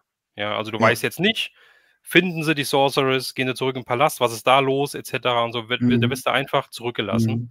Und Ja, ich könnte mir vorstellen, dass halt Folge 3 da halt dann anknüpft. Dass es halt mit wahrscheinlich, He-Man ja. dann anfängt und nicht mit dem Bösen wieder. Könnte ich mir Ja. vorstellen. Ja, genau. Letztes Wobei Mal war es ja so 'n bisschen bei den Bösen offen geblieben am Ende und dieses Mal, mhm, bleibt die Geschichte der Helden so 'n bisschen offen.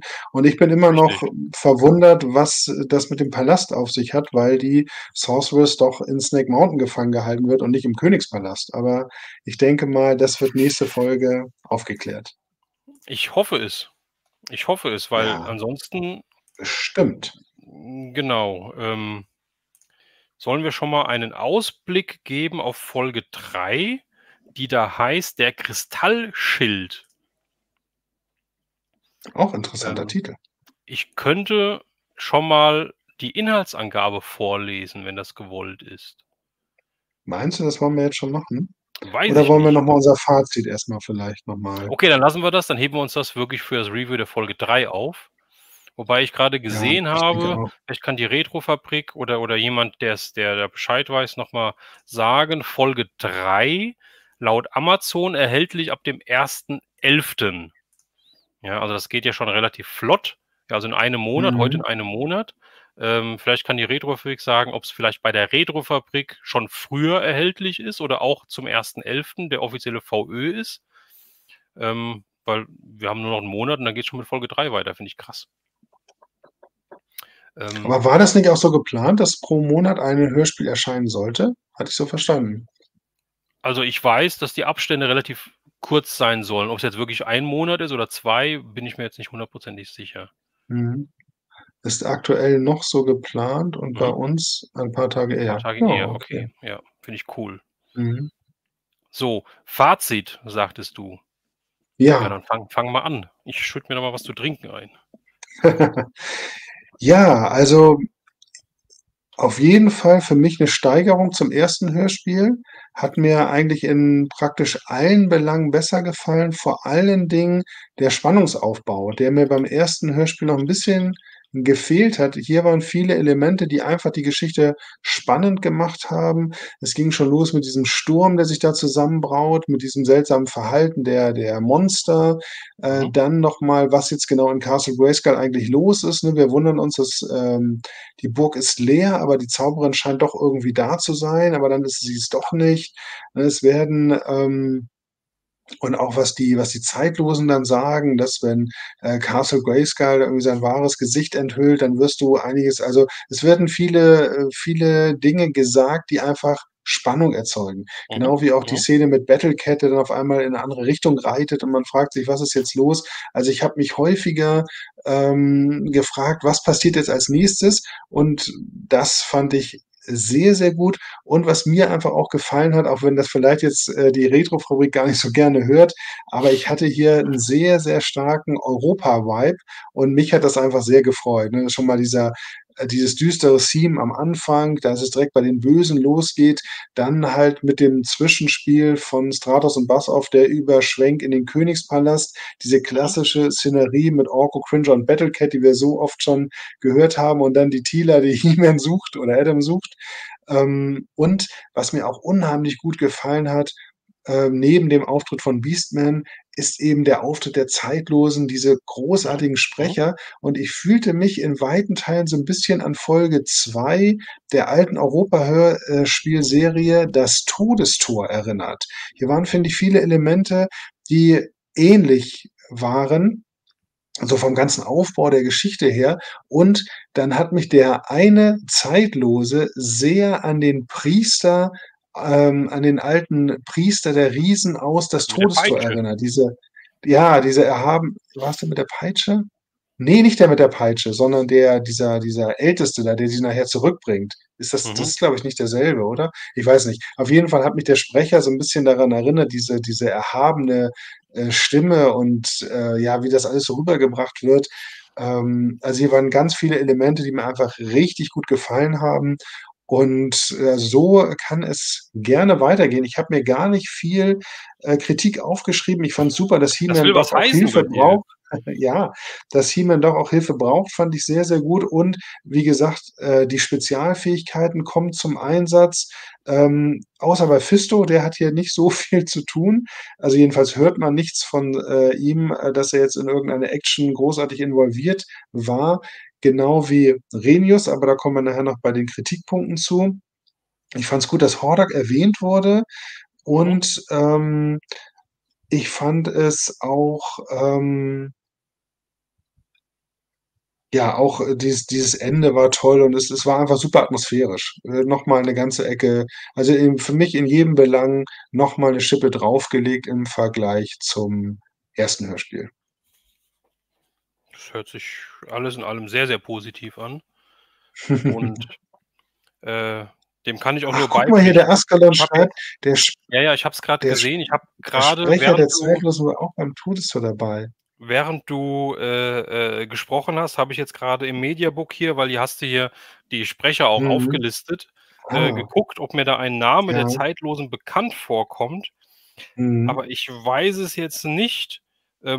Ich glaube, Das wäre ja Engelbert von krass. Nordhausen sagt mir was. Ich weiß jetzt Das nicht, wäre ob er krass, das jetzt war. wenn das tatsächlich der Priester von damals gewesen wäre. Das wäre echt heftig ge aber ich weiß es nicht. Ja, also ja, ähm, Vielleicht kann gutes ja noch Gehör hast du auf mal jeden Fall. Alexander oder die Retro, ne, offenbar ja nicht, weil ich Fisto und Battlecat nicht unterscheiden kann. Das stimmt auch wieder.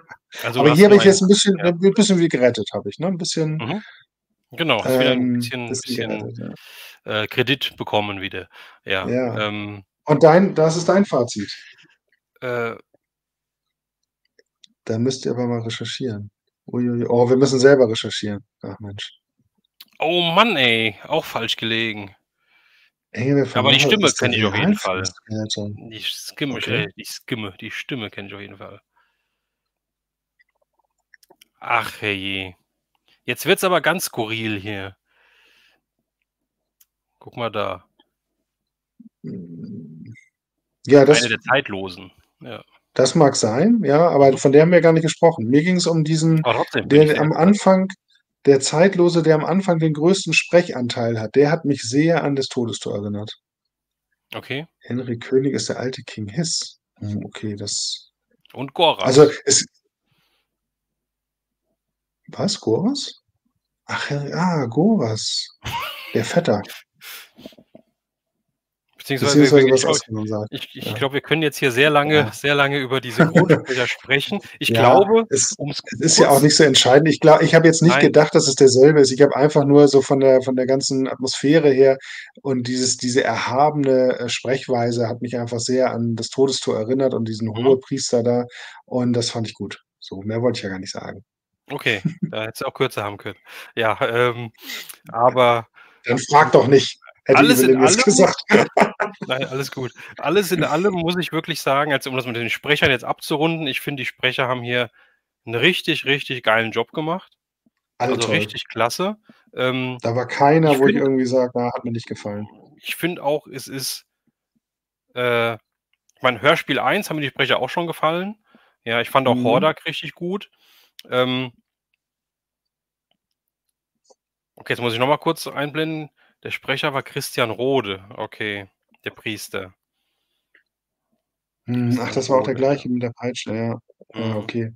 Okay, Ja, und es hätte Christian mich jetzt auch Rode ist sehr halt auch, gewundert, wenn's derselbe ja, gewesen ist, aber eine Liga für sich halt auch, ja. ja.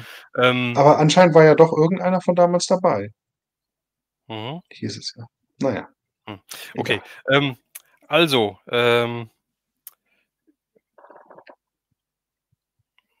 genau, Wolfgang Völz, ja. Otto von Captain Future, genau, richtig. Captain Blaubeer, ja, genau. Mhm. Ähm, oh Der Gott, jetzt komme ich Askelon ja weiß aus Bescheid. aus den Sprechern nicht mehr raus hier. Also, Sprecher Mhm. allesamt 'n geilen Job gemacht. Ich fand auch die Sprecher im ersten Teil super. Ich fand auch den Hordak super, den wir jetzt ja hier nicht hatten und so weiter. Trotzdem finde ich, alle anderen qualitativ haben sich gesteigert zu Folge 1. Ja, ich finde wirklich Mhm. in Folge 2 war runder. Folge 2 war, wie du schon gesagt hast, also, du hast sehr viel gesagt, was ich jetzt auch sagen würde und jetzt nicht mehr wiederholen muss. Aber Folge 2 war von der Atmosphäre her richtig klasse.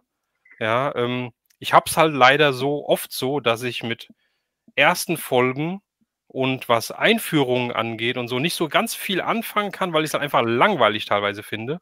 Ja, ich fand Mhm. halt Folge 1, da hatten wir auch drüber gesprochen, die Anfangsszene, bei den Bauern und so weiter, ich fand die viel zu lang. Ich fand die war halt einfach langweilig für mich, weil das einfach nichts passiert großartig. Die hätte man auch kurzer und Mhm. knapper zusammenfassen können. Ähm, hier hat das Ganze so viele Schippen oben drauf gelegt, finde ich. Ja, hier war die ganze Zeit was zu hören.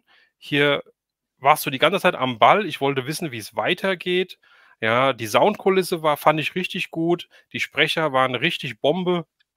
Ja, Ja. wie gesagt, für mich allen voran, ich muss einfach sagen, den hast du ja in der ersten Folge halt nur ganz am Ende gehört. Skeletor finde ich richtig genial. Also, ich finde, Mhm. wenn ich höre das Hörspiel halt nicht nur, sondern ich habe auch diese Bilder im Kopf. Wie ich halt eben gesagt habe mit Battlecat, dass ich mir gedacht habe, der liegt da so unter so Mhm. Lianen gefangen oder sowas. Ja, ich habe das wirklich Mhm. so bildlich vor mir und wenn ich dann den Skeletor sprechen höre und stelle mir halt ich stelle mir tatsächlich, muss ich sagen, den Cartoon Skeletor vor, ganz komischerweise. Ich weiß nicht warum.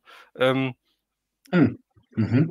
ich habe den Cartoon Skeletor im Kopf vom Bild halt her.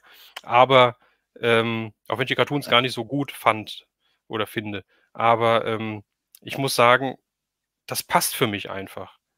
Es passt für mich einfach, ja. Ich finde Man at Arms finde ich klasse, auch wenn er sehr wenig Sprechanteil zu Folge 1 gehabt hat. Tila, ich will jetzt Ja. gar nicht alle nehmen jetzt halt, ja.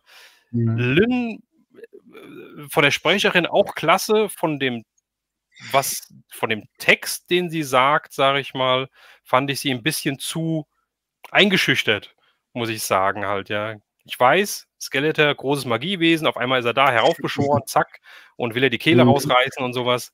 Da wäre ich auch eingeschüchtert, ja. Aber ich fand's da, wo du sagst, He-Man fandst du 'n bisschen zu übertrieben, sage ich mal, Mhm. fand ich's bei Evelyn der Fall. Mhm. Aber das ist Mhm. Ja, 'n verstehe ganz ich. kleiner Kritikpunkt Mhm. für eine richtig gute Folge. Und Ja. ich denke mir, wenn das halt 30 Folgen plus so weitergeht, kann ich mir eigentlich gar nicht vorstellen, ist das einfach genial. Und ich bin jetzt Ja. schon gespannt, wenn Folge 3 wirklich wenn die Retro-Rubrik hat ja eben geschrieben, die sollen im Monatszyklus rauskommen. Das heißt, wir bekommen Mhm. dieses Jahr auch noch Folge 4, so Gott will, im Dezember. Ja, und Mhm. Folge 4 wäre ja dann ja eine neue Folge. Sprich, Folge 3 Neuer schließt Story-Arc, meinst du? schließt diese Storyline hier vielleicht ab, wobei ich das nicht glauben kann, weil Mhm. ja viel zu viele Sachen offen sind, die ich glaube nicht alle in 'ne Schauen wir mal. 60, 70 Minuten Folge erklären kann. Mhm. Ähm, Mhm. und auch gar nicht weiß, ob ich das überhaupt will. Aber ich Mhm. bin jetzt schon auf Folge 4 also natürlich auf Folge 3, wie's weitergeht, wie's ausgeht, wie's Ganze hier geklärt wird, aber Mhm. auch schon auf Folge Mhm. 4, wie's dann weitergeht, wenn vielleicht 'ne Mhm. neue Storyline oder 'n neuer roter Faden vielleicht eingeflochten wird, sage ich mal, ja. Mhm. Das ist so Mhm. mein Fazit und ich merke, dass meine Stimme so langsam weggeht. Deswegen trinke ich hier die ganze Zeit. Ja, kann ich Ja. mich, nur voll und ganz anschließen. Die Kritikpunkte, die kleinen, die ich habe, die wurden schon genannt. Wie gesagt, dass, der He-Man-Sprecher mir teilweise etwas zu unsicher wirkte. Dann, dass mir der Sprecher, also der Erzähler, doch an einigen Stellen gefehlt hat, grade in der Burg. Da fand ich teilweise die Handlung etwas unübersichtlich, weil Aber es war eben 'ne es keiner Steigerung zu Folge 1, was ja, den auf Sprecher jeden angeht. Fall. Aber es ist immer noch mein Kritikpunkt bleibt, die Kämpfe werden zu wenig, beschrieben. Da wünschte ich mir einfach 'n bisschen mehr. Es muss auch nicht unbedingt der Erzähler jetzt alles erzählen. Es kann ja auch einer der, Protagonisten sagen, obwohl natürlich das immer etwas seltsam wirkt, man muss immer 'n bisschen schmunzeln bei den 3 Fragezeichen ist das auch immer so, dass die Mhm. sich gegenseitig erklären, was grade passiert, Mhm. wo man so Mhm. denkt, so: „Okay, die stehen nebeneinander, sehen alle das Mhm. Gleiche und trotzdem erzählen sie sich das“, ne? Aber man kann das ja eleganter lösen. Ich würde mir einfach noch teilweise bei diesen actiongeladenen Szenen 'n bisschen mehr, Info wünschen, was ich mir da grade, vorzustellen habe, was passiert. Mal gucken, wie sich das entwickelt, ob, der Sprecheranteil, oder der Erzähleranteil steigen wird. Da bin ich gespannt. Und ansonsten fand ich's gut, dass hier einige Sachen aufgeklärt wurden, die man sich eben von der ersten Folge noch als Rätsel sozusagen mitgenommen hatte. Es bleiben weiter Fragen offen. Das ist ja auch, finde ich, 'ne schöne moderne Erzählweise, dass man zwar mehr oder weniger einen geschlossenen Handlungsbogen hat, aber dass es eben Fragen gibt, die darüber hinausgehen und die dann eben in zukünftigen, Folgen dann wahrscheinlich geklärt werden. Mhm. Was mich 'n bisschen gewundert hat, was Renius hier sollte. Das war so 'n ja, was ist jetzt nicht wirklich 'n Kritikpunkt, denn ich mag ihn ja. Ich mag den Sprecher ja auch sehr. Wie gesagt, ich könnte mir ihn auch als He-Man vorstellen, nur er hatte hier praktisch gar nichts zu tun. Man at Das Arms ich habe auch mich nicht. gewundert ja, doch, Man at Arms hat immerhin noch analysiert. Er hat mit Teela über Funk gesprochen, hat, Ja, das stimmt. gemutmaßt, wer die Steinfee-Wesen sind, aber Renius hat wirklich gar nichts gemacht. Also, ich habe es jedenfalls nicht mitbekommen, dass er irgendwas gemacht Mhm. hätte. Dabei ist er sogar auf dem Cover drauf. Also, es wundert mich, dass man hier, offenbar bemüht ist, Renius in der Handlung zu halten, auch wenn er überhaupt nichts zu tun hat. Mal gucken, Ja, wie's wer mit ihm weiß. weitergeht. Wer weiß. Er ist ja ich nein, ich sage jetzt nicht, was ich dachte, aber, es gibt ja 'ne Vielleicht möchte Quote, die man zu den erfüllen Cast ist, wollte ich jetzt grad sagen, aber nein, auch das 'n sage ich jetzt bisschen nicht. diverser gestalten, ja. Genau, richtig. Nein, Es um ist Gottes nämlich Willen, eigentlich 'ne Walt Disney Produktion. das möchte ich jetzt nicht, gesagt haben. Aber, ja, also, er kriegt ja auf jeden Fall anscheinend noch seine Geschichte, weil jeder weiß Ja, ja, natürlich. wo er drauf hinausläuft. Ob das jetzt in Folge 3 Aber sein wird, in Folge 5 oder erst in Folge 30. Mhm. Aber wenn er jetzt schon so präsent, wie du sagst, dabei ist, Mhm. 1. Folge eingeführt worden, 2. Mhm. Folge dabei, aber nicht mittendrin und, aber trotzdem aufm Cover, Mhm. ähm, wurde sich für den vielleicht auch irgendwas überlegt, sagen wir mal so. Ja.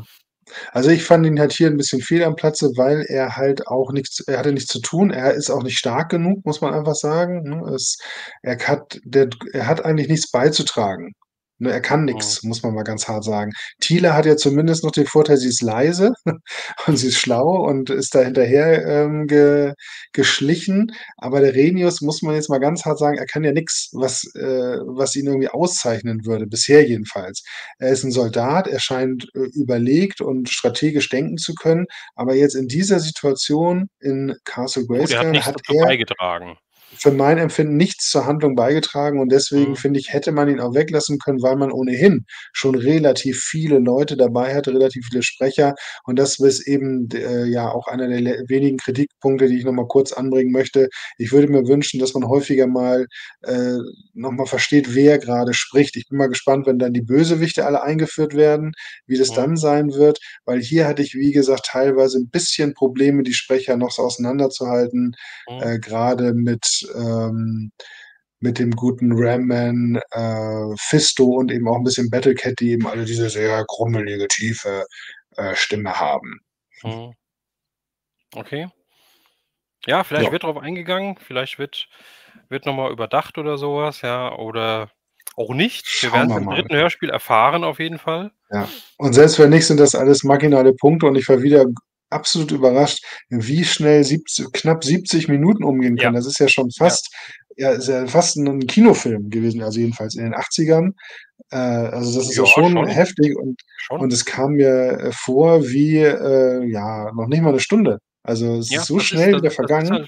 das ist halt das, was ich Krass. meine, ja. Mhm. Also, Ja, die ganz Geschichte hat toll. Bock gemacht, ja. Du warst drin gefangen, du wolltest wissen, wie's weitergeht, ja. Und f Mhm. ganz ehrlich, also noch mal, auch das ist jetzt nur meine persönliche Meinung, Folge 1 kam mir wesentlich länger vor, Mhm. ja, weil sie sich halt für mich bisschen gezogen hat. Ja, aber das ist hier überhaupt nicht der Fall. Die ging rum wie nix, deswegen habe ich's auch schon 'n paarmal jetzt Ja. gehört. Mhm. Ja. Ja, Ja. das ist so unser Fazit nach doch 2,5 Stunden jetzt anstatt 2 Stunden. Vielleicht straffen wir das nächste Mal 'n bisschen, dass ich mir nicht mehr so viel aufschreibe und dass wir so Mhm. mehr so, Mhm. oberflächlich drangehen. Mhm. Aber, ja, war schon okay so, denke ich. Ja, denke ich auch. Ähm, Ach, eine Sache, die ist noch offen geblieben, bin ich gespannt, ob die noch erklärt wird. Und mhm, zwar, woher denn Meckernecs Brille kommt, wenn es niemanden mehr gibt, der Technologie beherrscht und sein Hals. Ich hatte mir ja gehofft, dass das irgendwie aufgegriffen wird, das Thema. Vielleicht erinnerst du dich, hatte ich ja schon im ersten Hörspiel gesagt, ja, dass mir sofort die Frage gekommen ist, wie, Figuren wie Meckerneck oder auch Roboto funktionieren können, wenn niemand da die hohe Kunst der Technologie beherrscht. Schauen wir mal. mhm. Und da hast du schon die Antwort. Abwarten.